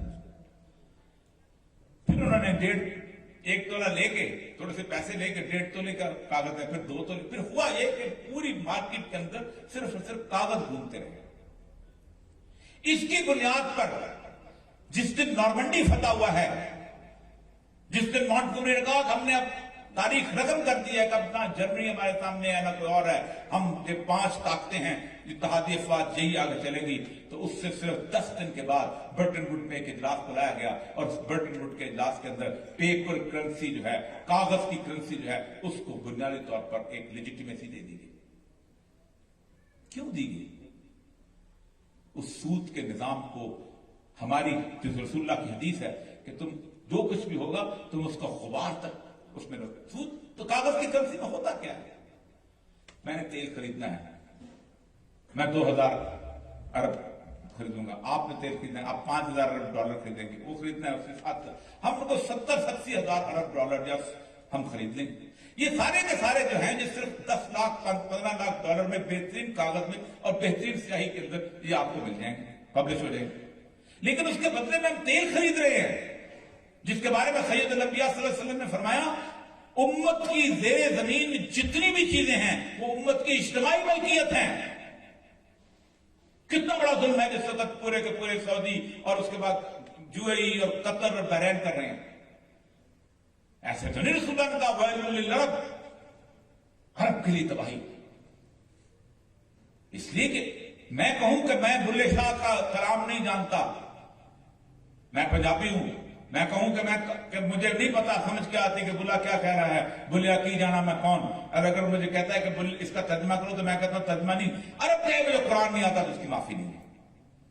वैलुल लिल अरब, इस पूरे के पूरे निजाम को आपने फरमाया, देखो याद रखो, 2 चीजों में तिजारत करो, सोने में करो और चांदी में करो। Money which has an intrinsic value in itself, सोना आप पैदा करके जाके बेचें, आप बेच सकते हैं। कागज आप 15 किलो लेके जाएं, कागज के नोट आप जाके बेच के दिखाएं, रद्दी के मुकाबले भी आपको नहीं खरीदेगा। इंट्रिंसिक। फिर कहा अगर ये 2 चीजें मौजूद नहीं तो फिर खजूर में खरीदो। फिर 1945 तक आप सोचें, 1945 तक इस दुनिया में कागज का नोट नहीं था।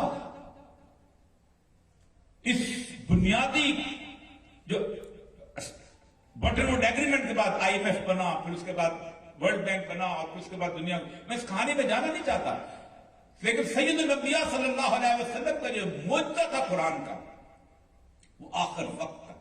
और उस मुअज्जे की अगली बात कि आप सल्लल्लाहु अलैहि वसल्लम ने उसको अपने वजूद पर नाफिज करके दिखाया। तमाम अंबिया जो हैं दर्श लेके आए, शुएब आए, कहा तुम क्या करते हो, कम तोलते हो। कितनी खूबसूरत आर्गुमेंट है शुएब के साथ जो दी गई उन्होंने, अपने तरफ से बड़ी कमाल। हमें समझ नहीं आता शुएब, ये हम भी आज भी देते हैं। आप किसी जाके कहीं इस्लामी निजाम लेके आओ तो बिल्कुल वही आर्गुमेंट है जो हजरत शुएब कौम ने। शैब हमें समझ नहीं आती, कमाएं हम और खर्च तेरे रब की मर्जी से करें। ये किधर से मंतक लेके आ गया? आप देखें, वो रब को खैरात देते हैं। हम जब कुछ करते हैं तो कहते हैं यार कुछ निकाल दो, अल्लाह के नाम पे निकाल दो। जैसे वो जिम्मेदार जो होता है ना, वो मरासी का खर्चा निकालता है और धोबी का खर्चा निकालता है, जुलाई का खर्चा निकालता है, हम वैसे अल्लाह के सामने खैरात करते हैं। अल्लाह का हक पहले हमने उसको गालिब नहीं करते। तो बुनियादी तौर पर इस सारे के सारे सिस्टम के मुकाबले में कुरान ने आना था। इसलिए आप सल्लल्लाहु अलैहि वसल्लम ने अपनी जिंदगी के अंदर ऐसे नहीं कहा लक़द कान लकुम फी रसूलिल्लाहि उस्वतुन हसनह। मुझे कोई एक दुनिया की शख्सियत बताइए, कोई एक, कि जिसने कहा हो कि मेरे बेडरूम के अंदर बच्चों के साथ ताल्लुकात, बीवी के साथ ताल्लुकात, उसको भी लोगों के सामने आम करो ताकि लोग उस पर भी अमल जरूरत करे। सिर्फ वही कर सकता है कि इसके बारे में एक एक चीज, कंघी के धंधामों तक का लोगों को इल्म है कि कितने थे, सुरमे की वो सिलाई के नेक तक का लोगों को इल्म है कितनी थी, कपड़ों का रंग पता है, खुशबू का किस्म पता है, चलने चाल पता है। अब आता हूं मैं उस आयत की तरफ जो मैंने आपके सामने पेश की, जो बहुत पढ़ी जाती है और जिसके बारे में सिर्फ एक छोटी सी तसव्वुर आपके सामने अर्ज करके फिर इजाजत चाहूंगा। कुरान कहता है कुल इन कुंतुम तुहिब्बूनल्लाह फत्तबिऊनी। ऐ नबी, तुमसे पूछते हैं ये लोग कि हम अल्लाह से कैसे मोहब्बत करें। बहुत खूबसूरत सवाल है। फत्तबिऊनी, अब इसका जो बेहतरीन तर्जुमा, क्योंकि अरबी का तर्जुमा होता नहीं है, अगर पश्तो के रहमान बाबा के शेर का तर्जुमा नहीं होता, वारिस शाह की हीर का तर्जुमा नहीं होता, तो कुरान का तर्जुमा कैसे हो सकता है? हमने तो कुरान को तर्जुमे पे छोड़ा हुआ है ना। उसका नजदीक तरीन फत्तबिऊना का यह है कि आप रसूलुल्लाह सल्लल्लाहु अलैहि वसल्लम के रंग में रंग जाएं। इत्तबा यही होता है कि उसके रंग में, वो जो कहना ना, मैं रांझन मित्र हीर ना आपको कोई, वो वाली कैफियत जो हुक्म अल्लाह तुमसे मोहब्बत करने लगे। अब ये इत्तबा, ये रंग में रंगना, ये मोहब्बत है क्या चीज? दुनिया पूरी में दो तरह की मोहब्बतें हैं आज तक, उसके बारे में इल्म जो है वो है। एक तो एक अमूमी मोहब्बत है जो हम करते हैं, मां ने बेटे से कर ली, बाप ने बेटी से कर ली, बाप ने बेटे से कर ली, मां ने बेटी से कर ली, हमने खातून से कर ली, खातून ने हमसे कर ली, जिसके अंदर कहीं ना कहीं कोई गर्ज वायत बाकी चीजें इन्वॉल्व होती हैं। इसको कहते हैं कि रूटीन की, जो इंसान की जिबिल्लत के अंदर जिबिल्ली मोहब्बत अल्लाह तबारक तआला ने डाल दी हुई, जिससे कोई मफर नहीं, हो ही नहीं सकता कि बाप जो है उसका बेटा कितना भी नाफरमान हो तो उससे मोहब्बत ना करे। या हम कितने भी साबर और शाकर, और अब हम कितने भी इसे क्या कहते हैं, वो हिंदू कहते होते हैं, जो गांधी कहते थे कि कितना भी अपने आप पर काबू, हमें औरत जो है अपील न करे, या औरत को मर्द अपील नहीं। मुकम्मल एक मोहब्बत वो है जिसको प्रोटेक्टिव लव कहा जाता है। इसके ऊपर एक किताब है, वो मैंने 70 में पढ़ी थी, और उसके बाद मेरे ऊपर इतनी आंखें खुली थी रसूलुल्लाह सल्लल्लाहु अलैहि वसल्लम की मोहब्बत के हवाले से कि आप सोच नहीं सकते। इल्म की रोशनी कहीं से मिलती। तो हम अक्सर इश्क के बारे में कहते हैं, अगर वो इश्क है कुफ्र भी मुसलमानी नहीं, तो मर्द मुसलमान भी काफिर और ज़िंदगी है। जैसे इकबाल ने कहा हुआ है, बेखतर कूद पड़ा आतिश नमरूद ने, अक्ल है मैं तमाशाए लगे बाम भी, और बहुत सारी चीजें उसने इकबाल ने इश्क के बारे से कहता है। वो स्ट्रेट में लेके आता हूं। उस किताब का नाम है आर्ट ऑफ लविंग, और उसका मुसन्निफ का नाम है एरिक फ्रॉम। इस शख्स की किताब के आने के बाद साइकोलॉजी के निसाब के अंदर लविंग का बकायदा एक हिस्सा, एक मजमून जो है वो उसको शामिल किया गया है। एरिक फ्रॉम कहता है कि जब आप किसी से मोहब्बत करते हैं, जो प्रोडक्टिव लव होती है, जिसके अंदर कोई गर्ज़ो गायब शामिल नहीं होती, जो बेगर्जी की मोहब्बत होती है, तो सबसे पहली शर्त यह है कि आप उस चीज के बारे में, उस शख्सियत के बारे में नॉलेज, इल्म में इजाफा करते हैं। وہ کھاتا کیسے ہے, وہ اٹھتا کیسے ہے, وہ بیٹھتا کیسے ہے, وہ چلتا کیسے ہے, وہ کس طرح کی چیزیں پسند کرتا ہے, کتابیں کون سی پڑھتا ہے, زندگی کیسے گزارتا ہے, بچوں کے ساتھ اس کے تعلقات کیسے ہیں, بیوی کے ساتھ کیسے کرتے ہیں. اتنا علم حاصل کرتے ہیں اس عشق کی رو کے اندر بہتے ہوئے کہ کوئی شخص اگر پوچھتا ہے تو کہتے ہو آپ کے مجھ سے زیادہ اس کو کوئی نہیں جانتا کیونکہ میں اس سے محبت کرتا ہوں. یہ مقام آنا چاہیے. صدقہ بیرونی سے پہلے یہ مقام آنا چاہیے عشق میں کہ آپ سوال نہیں پوچھنے پھر دیں, لوگ آپ سے پوچھیں کہ تم اس سے محبت کرتے ہو, تمہارا محبوب زندگی کیسے گزارتا تھا. جب اس مقام سے گزرتے ہیں تو فرام کہتا ہے کہ دوسرا مقام آپ پہ یہ آتا ہے کہ انڈرسٹینڈنگ. آپ اس کا اشارہ سمجھتے لگتے ہیں. اگر میں ایسی زندگی گزاروں گا تو مجھے اس کو اچھا نہیں لگے گا. اگر میں ان لوگوں کے ساتھ اٹھوں بیٹھوں گا تو اس کو برا لگے گا. اگر میں اس طرح چلوں گا پھروں گا تو وہ کہے گا کہ کیا بات ہے. اگر میں اس طرح خیرات کروں گا تو اس کو اچھا لگے گا. اگر میں اس طرح اپنے بچوں کے ساتھ پیش آؤں گا تو انڈرسٹینڈ, اس کو لمحے لمحے کے اوپر اس کو اطلاق ہوتا ہے کہ میں نے زندگی اس کے مطابق کیسے گزارنی ہے, اس کو خوش کرنے کے لیے میں نے کیا کچھ کرنا ہے. نعرہ بلند نہیں کرتا, اس عشق کی دوسری منزل میں گزرتا ہے. اور جب تیسری منزل میں آتا ہے تو اس کہتا ہے کہ وہ کہتے ہیں رسپیکٹ کی منزل. ان دو منزلوں سے گزرنے کے بعد عزت کا مقام آتا ہے. نعت لکھنے سے, میری طرح تقریر کرنے سے, جہالت کے مقام سے مقام نہیں آتا. پھر وہ کہتا ہے دور بیٹھا غبار دیر اس سے عشق بن بے ادب نہیں آتا. وہ بھی نہیں کر سکتے. تنم فرسوس جا پارا تو ہجرا یا رسول اللہ نسیمہ جانب پتہ زرکم زہوان محمد اخبر. وہ جو کیفیت اقبال عشق کی بتاتا ہے کمال ہے. رسول اللہ صلی اللہ علیہ وسلم سے عشق کے اس مقام کے اندر صرف اقبال دعویٰ کر سکتا تھا کہ گر دلم آئینہ بے جوہرست, اگر میرے دل کے آئینے کے اندر کوئی خوبی نہیں ہے. اگلا فقرہ سنیں, گر بحرفم غیر قرآن مزمرست, اگر اس دل کے اندر قرآن کے علاوہ ایک لفظ بھی موجود ہے. یہ چھوٹا دعویٰ نہیں ہے. سروس ریکارڈ موجود نہیں ہونا چاہیے.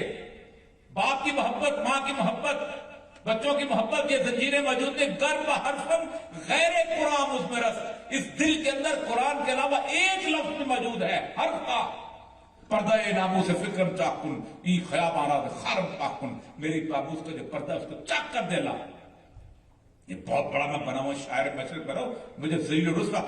پردہ ناموس فکرم چاکن ای خیاب آراد خارم پاکن, اس جو گلستان ہے تیرا پھولوں والا, میرے جیسے کانٹوں کو نکال کے باہر پھینک دے. اور عشق کے مقام کے منظر میں دعویٰ دیکھے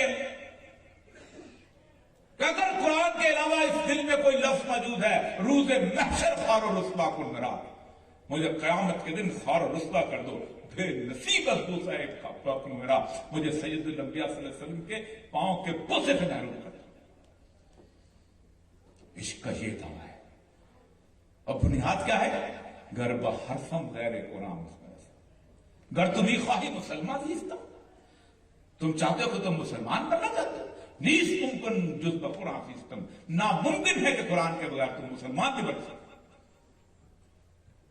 اس مقام سے جب آپ گزرتے ہیں پھر اگلا مقام بڑا کمال کا ہے. چوتھا مقام, وہ فائنل مقام, اسے ہمارے صوفیاء کہتے ہیں تسلیم و رضا کا مقام. کہا جب آپ علم حاصل کر لیتے ہیں, جب آپ انڈرسٹینڈ کرنے لگتے ہیں, سمجھنے لگتے ہیں, اشارے سمجھنے لگتے ہیں, جب آپ اس کی عزت کرتے ہیں, اس کو اتنی بلندی پہ سمجھتے ہیں کہ کوئی اور اس کی بلندی کو چھو نہیں سکتا, تو پھر آپ اس کے لیے پین لیتے ہیں. اس کے اوپر رسول اللہ کی ایک حدیث آپ کے سامنے نظر کرتا ہوں. ایک صحابی آپ کو وضو کروا رہے تھے. وضو کرواتے کرواتے رسول اللہ نے پوچھا مجھ سے عشق کرتے ہو؟ یا رسول اللہ سے عشق کرتا ہوں. آپ نے دوبارہ پوچھا مجھ سے عشق کرتے ہو؟ یا رسول اللہ سے عشق کرتا ہوں. آپ نے تیسری بار جب سوال کیا تو اس نے کہا مجھ سے عشق کر رہے ہو, تو فرمایا دیکھو جو مجھ سے عشق کرتا ہے اس پر مصائب اور آلام ایسے آتے ہیں جیسے پانی نشیب کی طرف جاتا ہے. آپ لڑکی سے عشق کریں, آپ کی راتوں کی نیندیں آرام ہو جائیں, آپ کو ماں باپ سے کے چہرے برے لگنے لگتے ہیں, آپ کو دوست پاگل پاگل کہیں, آپ کو کہیں یہ کس دنیا, یہ عاشق کون سی بستی کے یارب رہنے والے ہیں, آپ کو تانے ملے. رسول اللہ صلی اللہ علیہ وسلم کا عشق کتنی آسانی سے مل جائے. وَلَنَبْلُوَنَّكُمْ بِشَيْءٍ مِّنَ الْخَوْفِ وَالْجُوعِ وَنَقْصٍ مِّنَ الْأَمْوَالِ وَالْأَنفُسِ وَالثَّمَرَاتِ. ہم تمہیں آزمائیں گے, ہم हम तुम्हें आजमाएंगे तुम्हारी जानों के नुकसान से, तुम्हारे माल के नुकसान से, तुम्हारी तुम्हारी तुम्हारी इज्जत तकरीब के नुकसान। और फिर वो बशीर साबरीन लदीना इज़ा असाबतहुम मुसीबत, अगर फिर हम बशारत देते हैं उन साबरीन को कि जो मुसीबत में क्या कहते हैं, क़ालू इन्ना लिल्लाहि व इन्ना इलैहि राजिऊन, हम अल्लाह की तरफ से अफसर वापस जाए। हमारी मंजिल मकसूद बड़ी अजीबोगरीब है। आदम अलैहिस्सलाम से लेके अब तक कोई एक नबी मुझे बता दे सैयद अंबिया सल्लल्लाहु अलैहि वसल्लम के दौर तक, आप सल्लल्लाहु अलैहि वसल्लम की तालीमात था, जिसने एक दफा कहा कि तुम अगर इस्लाम कबूल कर लोगे तो तुम दौलतमंद हो जाओगे, तुम अगर इस्लाम कबूल कर लोगे तो तुम पर दुनिया की इस तरह की नेमतें बनना खत्म नहीं। कुरान तो कहता है ला युखर्रन्नका तकल्लुबुल लज़ीना कफरू फिल बिलाद। अल्लाह आज के दौर की सबसे बड़ी सच्चाई है। देखो काफिरों का शहरों में खुशहाली से चलना फिरना तुमको धोखे में न डाल दे। ला युखर्रन्नका तकल्लुबुल लज़ीना कफरू फिल बिलाद। हम मुकाबला करते हैं कि हम यूरोप क्यों नहीं बन जाते। हमारा तो मदीना की रियासत भी वाया नॉर्वे आती है, वाया स्वीडन आती है। वो देखो उन्होंने अमल किया था तो ये कर लिया, वो देखो उन्होंने ना। हम यहां पर रसूल अकरम सल्लल्लाहु अलैहि वसल्लम की एक फिक्र आपको सुनाऊं। मैं पूरी दुनिया के फिलोसफर मैंने पढ़े हैं, इस कायनात की इससे खूबसूरत तफसीर किसी ने नहीं की, एक फिक्र ने की। आपसे पूछा गया कि ये दुनिया क्या है, अरबी में एक लफ्ज बोला जाता है, उन्होंने कहा आबर सबील, ट्रांजिट लॉन्च। यहां से चले हो, दुबई की ट्रांजिट लॉन्च में ठहरे हो, इंग्लैंड जाना है, बाप की टिकट 10 बजे की है सुबह की, बेटे की टिकट जो है वो 12 बजे की है, और पोते की टिकट जो है वो 4 बजे की है। सबने हीथ्रो एयरपोर्ट पे मिल जाना है। कोई दुबई में बैठ के उससे दिल लगाएगा? कोई ट्रांजिट लॉन्च में दिल लगाएगा? आबर सबील, इस दुनिया से लातल्लुकी का जो दर्द सैयदुल अंबिया ने हम में से कोई नहीं देता उसका। मताल गुरूर, ये धोखे का सामान है जो तुम्हें दिया गया है। उसके बाद होता यह है कि जब तुम इसको तलब छोड़ दोगे तो ये पागलों की तरह हम तुम पे नाजिल कर देंगे। फिर होगा क्या कि 7 सदियां तक दुनिया ढूंढती फिरेगी कोई और है। 400 साल तक यूरोप के 400 साल तक यूरोप के स्कूलों के अंदर अरबी एक मुस्तकिल और लाजमी मजमून के तौर पे पढ़ाई जाती थी, और कहा जाता था अरबी पढ़ोगे नहीं तो इल्म कैसे हासिल करोगे। फिर तो आप आओ तुम्हारे ही, मगर तुम क्या हो, हाथ पर हाथ धरे मुंतजर करता। जब तक हमने सैयदुल अंबिया सल्लल्लाहु अलैहि वसल्लम की उस सुन्नत पर अमल किया, हम गालिब थे। तुम मोमिनीन। एक आखिरी बात करके इजाजत चाहूंगा यहां पर, रसूल अकरम सल्लल्लाहु अलैहि वसल्लम की जो सैयदुल अंबिया सल्लल्लाहु अलैहि वसल्लम के तैयार करदा सहाबी जहां जहां दीन लेके पहुंचे हैं, मैं आप सबसे सवाल करता हूं, सबसे पोटेंट फोर्स का, तो आप पढ़े लिखे लोग हैं सारे, तो आप सारे मुझे कहेंगे जी सकाफत बड़ी पोटेंट फोर्स है, कल्चर बड़ा है, हर बंदे को अच्छा लगता है। वो मेरा पिंड, मेरा गांव, मेरी किली, मेरे पगड़ी, मेरी शलवार कमीज, सब कुछ, उसमें भी इन सारी, मेरा साग रोटी, मेरा दाल, मेरे, अगर किसी बलोच से पूछो तो सब्जी, किसी पठान से पूछो तो कहेगा मेरा कबाब। उसमें भी कहेगा सबसे ज्यादा पोटेंट फोर्स, सबसे ज्यादा अहम फोर्स जिसको दुनिया नहीं भूलती, उस फोर्स में कौन सी फोर्स थी, तो कहेंगे मादरी जुबान। ओ जी मैं उसे गया, उसे मैंने सिख मिलिया, कसम न पंजाबी बोली, दिल खुश हो गया। उर्दू बोल बोल के, अंग्रेजी बोल बोल के, जुबान बोल वैसे नहीं भूलती। जिस जगह मेरे नबी के तैयार करता सहाबा दीन लेके पहुंचे हैं, लोगों ने अपनी मादरी जुबान छोड़ दी है। इराक में कभी अरबी नहीं बोली जाती थी, शाम में कभी अरबी नहीं बोली जाती थी, उर्दन में कभी अरबी नहीं बोली जाती थी, मिस्र में कभी अरबी नहीं बोली जाती, सूडान में कभी अरबी नहीं बोली जाती, लीबिया में कभी अरबी नहीं बोली जाती। सब लोग क्या है आज? Part of the Arab world, part of the Arab league. उनसे पूछो तुम्हारी इसरानी कहां है, उनसे पूछो तुम्हारी इब्रानी कहां है, उनसे पूछो वो रोमन लैंग्वेज बोला करते वो कहां है। कहे हमें तो याद तक नहीं, मखतूते तक नहीं मिलते।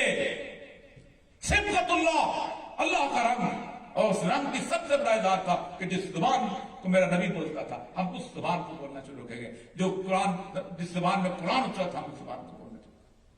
आप सोच सकते कि लहजे जिस मिस्र ने फिरौनों की जुबान बोली थी, उनका अरबी के अंदर एक मुनफरद लहजा है जो एस्टैब्लिश लहजा है।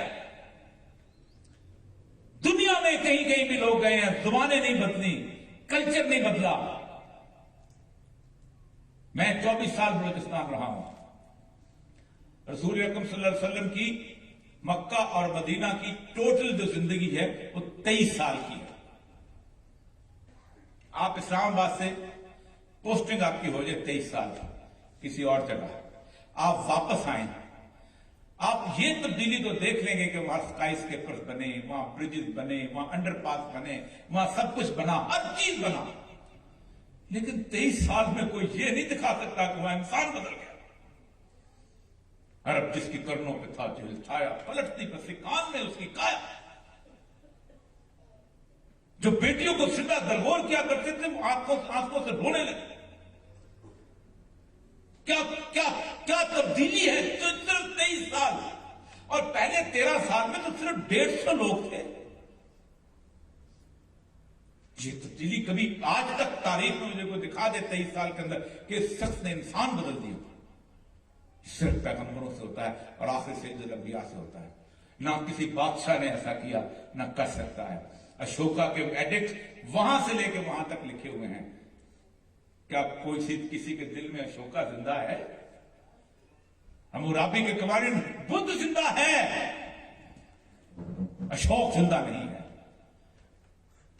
रोमन एम्पायर बड़ी बड़ी कोई जिंदा नहीं। तो एक बात याद रखिए, सैयदुल अंबिया सल्लल्लाहु अलैहि वसल्लम की बेइज्जत का बुनियादी मकसद इस दुनिया से बेरगबती के साथ इस दुनिया पर उसका हुक्म नाफिज करना है।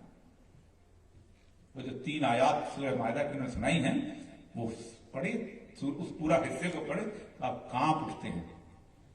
3 नगमे, 3 तमगे सजा के, 3 बड़े मॉडल होते हैं ना, सितारा जुलत मिला और उसके बाद बस तगमगा बसारत मिला, फिर निशाने आदर भी मिल गया। ये तीनों हमने सजाए हुए हैं।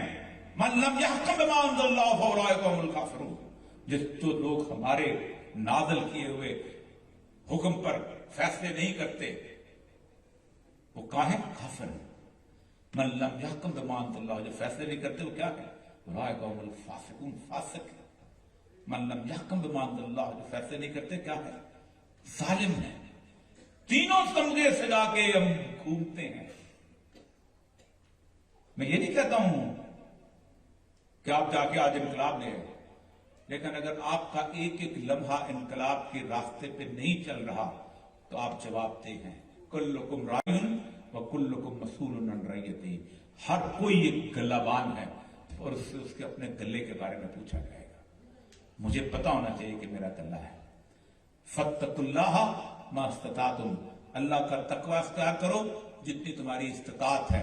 मुझे पता है मेरी इस्तिताअत क्या है। अगर मैं अपनी नौकरी के लिए लड़ते लड़ते सुप्रीम कोर्ट पहुंच सकता हूं, अगर मैं गैस की बंदिश के ऊपर धरना दे सकता हूं, अगर मैं सियासी निजाम की तब्दीली के लिए किसी पार्टी के पोस्टर लगा सकता हूं, तो कल उसी इस्तिताअत के मुताबिक अल्लाह मुझसे सवाल किया जाएगा। वो कर सकते थे तो मेरा दीन नहीं था। इस सवाल की तैयारी के लिए रसूल अकरम सल्लल्लाहु अलैहि वसल्लम तशरीफ लाए थे।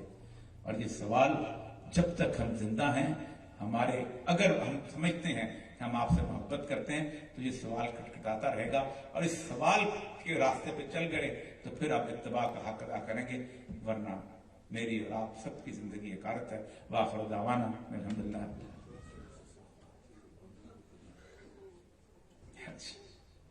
इनका जी नौजवानों के, वैसे तो इस नौजवान को 100 साल हो गए, अल्लामा इकबाल रोते आए, जवानों को मेरी आहे सहर दे, फिर शाही बच्चों को बाल पर दे, खुदाया आरज़ू मेरी यही है, मेरा नूरे बसीरत आम कर। इकबाल ने बात अल्लाह के बजलाल तू के हर दिन दिगर आरज़ू नदारा। अल्लाह मुझे तेरे जलाल की कसम है کہ میں تم سے کوئی اور آرزو نہیں مانگتا بجزی دعا کے بخشی کبوتر عقابی، صرف ایک چیز کہ ان کبوتروں کو خواب بنا دیں، ایک چیز آپ میں پیدا ہو جائے تو یہ کائنات کی تسخیر آپ کے لیے کوئی مسئلہ نہیں۔ میں رذائل کی ڈیفینیشن پڑھ رہا تھا، لسٹ پڑھ رہا تھا۔ رذائل وہ ہوتے ہیں کہ جو آپ کی وہ خصلتیں جو بری ہوتی ہیں، مشکل کا لفظ ہے، آج سے 50 سال پہلے کہیں بولا جاتا تو لوگوں نے سمجھنا تھا، اب تو عربی سے دور ہو گئے۔ رذائل کی ڈیفینیشن میں لسٹ میں ایک لفظ ہے، اور یہ لفظ رسول اللہ صلی اللہ علیہ وسلم کی تلوار پر لکھا ہوا تھا جو آپ نے احد میں ابو دجانہ کو دی تھی۔ وہ لفظ ہے جبن، بزدلی، الجبن آر، بزدلی سے زیادہ آر کوئی نہیں ہے۔ بجزی دعا کے بخشی بکبوتراں عقابی، جب تک عقاب صفت نہیں ہوتی تب تک آپ آگے نہیں بڑھ سکتے۔ جب عقاب صفت ہوتی ہے سوال نہیں ہوتا۔ 313 تھے ان کے پاس، 2 گھوڑے، 6 ذرہیں، 8 شمشیریں، پلٹنے آئے تھے یہ لوگ دنیا بھر کی تقدیر۔ سوال کیا کسی نے کہ یا رسول اللہ مروان لے جا رہے ہو؟ مقابلہ دیکھو، ٹیکنالوجی، امریکہ۔ جن لوگوں نے یہ سوال نہیں کیا تھا میرے اللہ نے 20 سال کے بعد ان کو فتح نصیب کی۔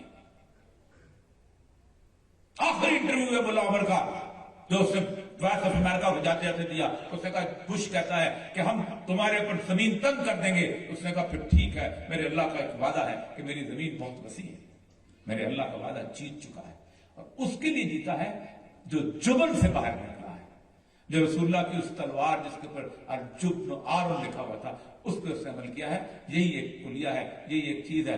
آپ جب تک اس بزدلی سے باہر نہیں نکلتے تب تک آپ دنیا کو اپنا آپ ثابت نہیں کر سکتے۔ وآخر دعوانا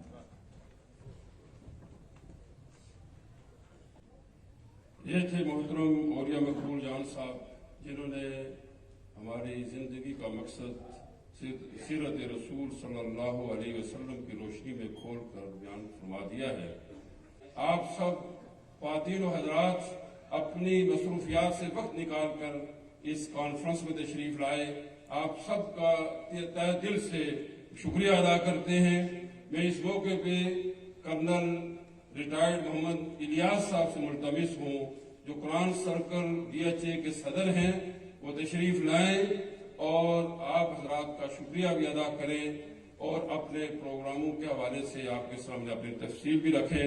اس کے بعد دعا کے ساتھ یہ پروگرام انشاءاللہ اختتام پذیر ہو جائے گا۔ السلام علیکم۔ بسم اللہ الرحمن الرحیم۔ والذی بعث فی الأمیین رسولا منہم یتلو علیہم آیاتہ ویزکیہم ویعلمہم الکتاب والحکمہ۔ بسم اللہ الرحمن الرحیم۔ والذی ارسل رسولہ بالہدی ودین الحق لیظہرہ علی الدین کلہ ولو کرہ المشرکون۔ بسم اللہ الرحمن الرحیم۔ وَكَذَلِكَ جَعَلْنَاكُمْ أُمَّةً وَسَطًا لِتَكُونُوا شُهَدَاءَ عَلَى النَّاسِ وَيَكُونَ الرَّسُولُ عَلَيْكُمْ شَهِيدًا۔ صدق اللہ العظیم۔ اللہم صلی علی محمد وعلی آل محمد کما صلیت علی ابراہیم وعلی آل ابراہیم انک حمید مجید۔ اس سے پہلے کہ میں اپنے اختتامی کلمات میں جو روایتی شکریہ ہوتا ہے آپ کا ادا کروں، میں چاہتا ہوں کہ جب آج ہم یہاں سے اٹھیں تو سیرت کا پیغام لے کر اپنے ساتھ جائیں، اور یہ جو آیات میں نے آپ کے سامنے تلاوت کی ہیں، جس ترتیب سے میں نے تلاوت کی، اس ترتیب کو یاد رکھیے گا۔ جب اولیاء صاحب بھی تفصیلات بیان کر رہے تھے آپ صلی اللہ علیہ وسلم کی سیرت کی، اور محمد بھائی بھی اس سے پہلے انہوں نے بھی مختلف پہلو جو تھے نبی کریم صلی اللہ علیہ وسلم کی زندگی کے ان پر روشنی ڈالی، تو میں دیکھ رہا تھا کہ اس سارے خصوصیات کے پیچھے، اس ساری جدوجہد کے پیچھے، ان ساری قربانیوں کے پیچھے آخر وہ کیا چیز تھی جو رسول اللہ جس کو لے کر اٹھے، تنہا شخص ڈیزرٹ کے اندر، اور وہ اٹھا ہے اور اس نے 23 سال کے چھوٹے سے عرصے میں پوری انقلاب برپا کر دیا اور وہ انقلاب آج تک جاری ہے. وہ علیحدہ بات ہے کہ اس کو آگے لے کر چلنے والے یعنی ہم کمزور ہو گئے اور ہم نے اس معاملے کو چھوڑ دیا، اس لیے کہ سیرت کا وہ پیغام ہم لے کر چلے نہیں آتے. یہ تھا ہمارا پرابلم. آپ صلی اللہ علیہ وسلم نے 23 سال کے عرصے میں کیا کیا؟ 2 کام کیے. پہلا کام جو آپ صلی اللہ علیہ وسلم نے کیا ہے وہ میں نے پہلی آیت جو پڑھی ہے اس کو دیکھیے ذرا غور سے، جو اللہ تعالیٰ نے ان کے ذمہ لگایا تھا وَالَّذِي بَعَثَ فِي الْأُمِّيِّينَ رَسُولًا مِّنْهُمْ يَتْلُو عَلَيْهِمْ آيَاتِهِ وَيُزَكِّيهِمْ،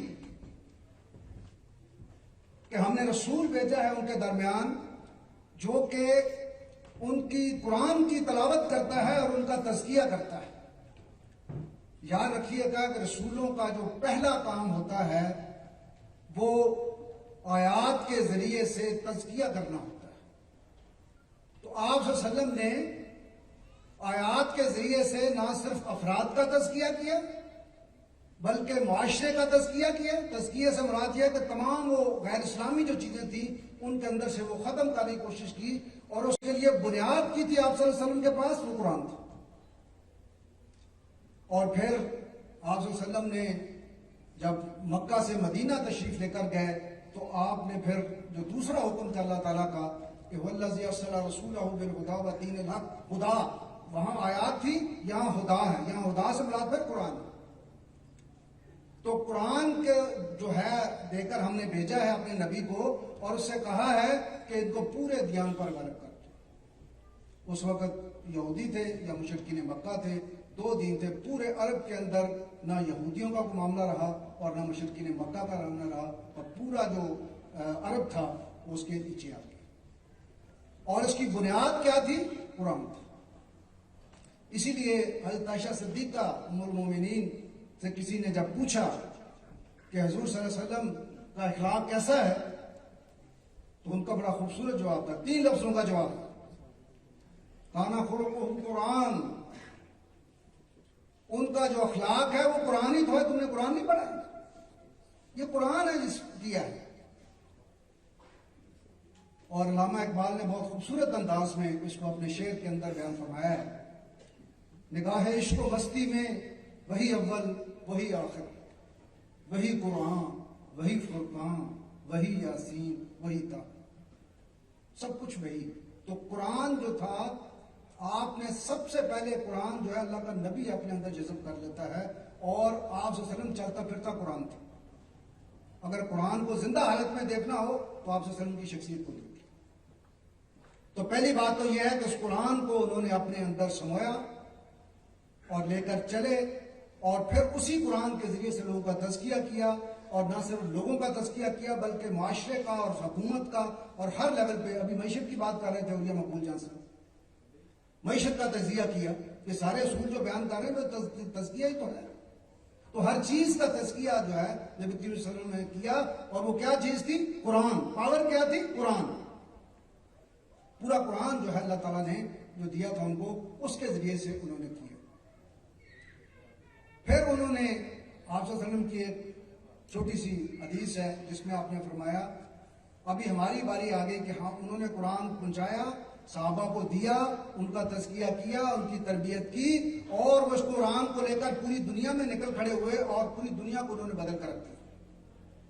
آج جو ہم مسلمان بنے بیٹھے ہیں یاد رکھیے گا یہ اسی قرآن کی برکت ہے، رسول اللہ کی برکت ہے، ان کے تربیت یافتہ صحابہ کی برکت ہے کہ آج ہم مسلمان ہو سکتا ہم بھی ہندو اور سکھ بنے بیٹھے. تو یہ چیز جو ہے اس کا مطلب کیا ہے؟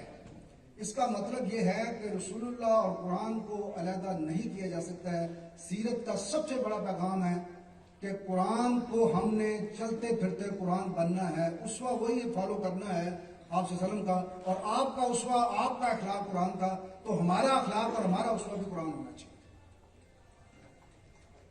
اسی لیے اور دوسرا آپ نے فرمایا خود قرآن بننا ہے اور قرآن کا مثل بننا ہے اور پھر اس کو لے کر لوگوں تک پہنچانا ہے، آگے لوگوں تک لے کے جانا ہے. اس لیے فرمایا بلغوا عنی ولو آیا، تو جاؤ میری طرف سے کہا، ایک آیت ہی کیوں نہ تمام کو کہا. اسی بات کو تو آج کا جو ہمارا سیرت کا جو مین پیغام لے کر ہم نے اٹھنا ہے اور وہ پیغام یہ ہے کہ ہمیں اپنے آپ کو قرآن سے جوڑنا ہے. یاد رکھیے گا یہ قرآن وہ طاقت ہے جو نہ صرف ہمیں چینج کرے گی، اور پھر رسول اللہ کی سیرت جو ہے وہ میں نے تو بتا دیا کہ وہ چلتا پھرتا قرآن تھے. یہ دوسرا قرآن، جب میں قرآن کہتا ہوں تو میں دونوں کی بات کر رہا ہوں. تو قرآن کو ساتھ لے کے چلنا ہے. یہی قرآن سرکل کا مقصد ہے، اور قرآن سرکل یہ پروگرام بھی اسی مقصد کے تحت یہاں آج منعقد کیا جا رہا ہے.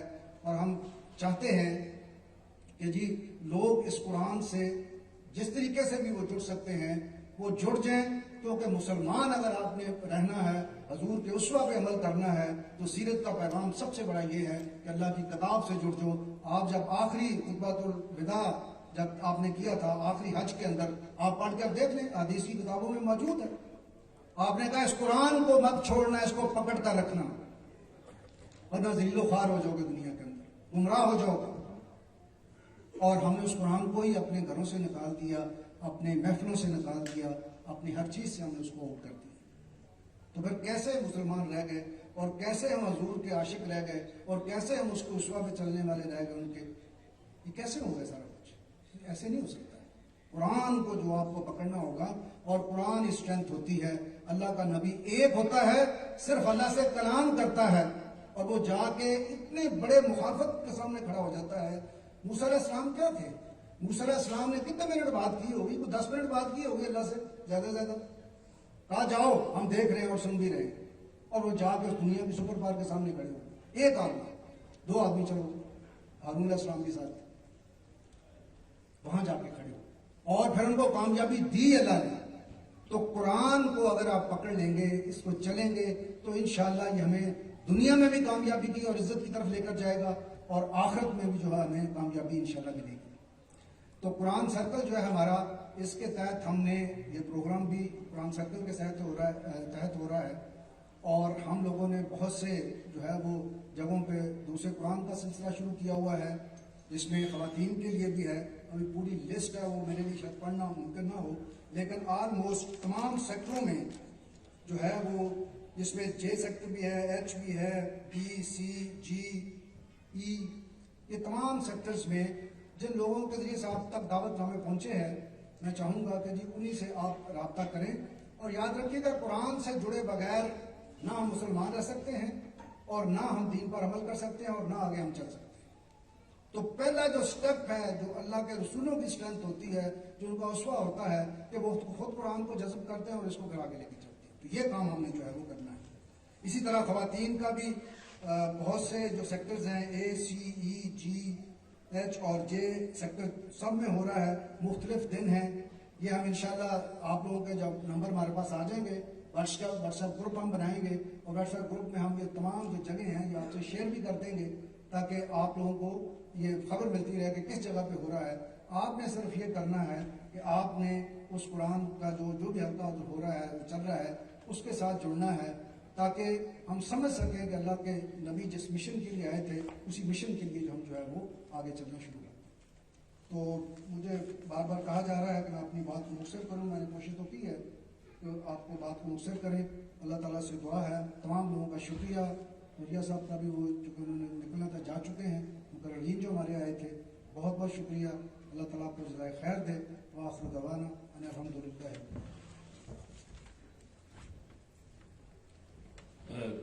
دعا کے بعد کھانا بھی چن دیا گیا ہے. آپ حضرات سے درخواست ہے کہ وہ بھی انشاءاللہ نوش فرما کے جائیے گا. اور اس کے بعد یہاں ساتھ ہی مسجد ہے، وہ لوگ یہاں نماز پڑھنا چاہتے ہیں، واجبات نماز ہوگی. میں ملتمس ہوں جناب مولانا عمران بشیر صاحب سے وہ تشریف لائیں اور دعا کے ساتھ سیرت کے کانفرنس وہ جو ہے وہ اس کو آخری جو ہمارا پروگرام ہے دعا کا، اسے افتتاح فرمائیں. عمران بشیر صاحب. الحمدللہ رب العالمین، والصلاة والسلام علی اشرف الانبیاء والمرسلین. ربنا آتنا فی الدنیا حسنۃ وفی الآخرۃ حسنۃ وقنا عذاب النار. اے کریم رب ہم سب پہ فضل فرما، کرم فرما، رحم فرما، ہم سب کی بخشش فرما، ہم سب کو شرک و بدعات کی بیماری سے محفوظ فرما. اے کریم رب وہ توحید عطا فرما جو آپ کو پسند ہے. یا اللہ ہم اپنے طور پہ موحد بنے بیٹھے ہیں، یا اللہ وہ توحید کا درجہ عطا فرما جو آپ کے ہاں مطلوب و مقصود ہے۔ اے اللہ اپنے محبوب علیہ السلام کی 100% تابعداری، لقد کان لکم فی رسول اللہ اسوۃ حسنہ، ہر چیز کو ہم نے حسین کر لیا، لیکن آپ کے پیارے محبوب نبی کریم رؤوف الرحیم علیہ السلام کی سیرت مبارکہ کو اپنا کر اپنے اندر کو خوبصورت نہ کیا۔ یا اللہ اس محفل کی برکت سے جو سیرت کے عنوان سے رکھی گئی، یا اللہ اس عمل کی برکت سے ہمارے اندر کو بھی بہاروں والا بنا دے۔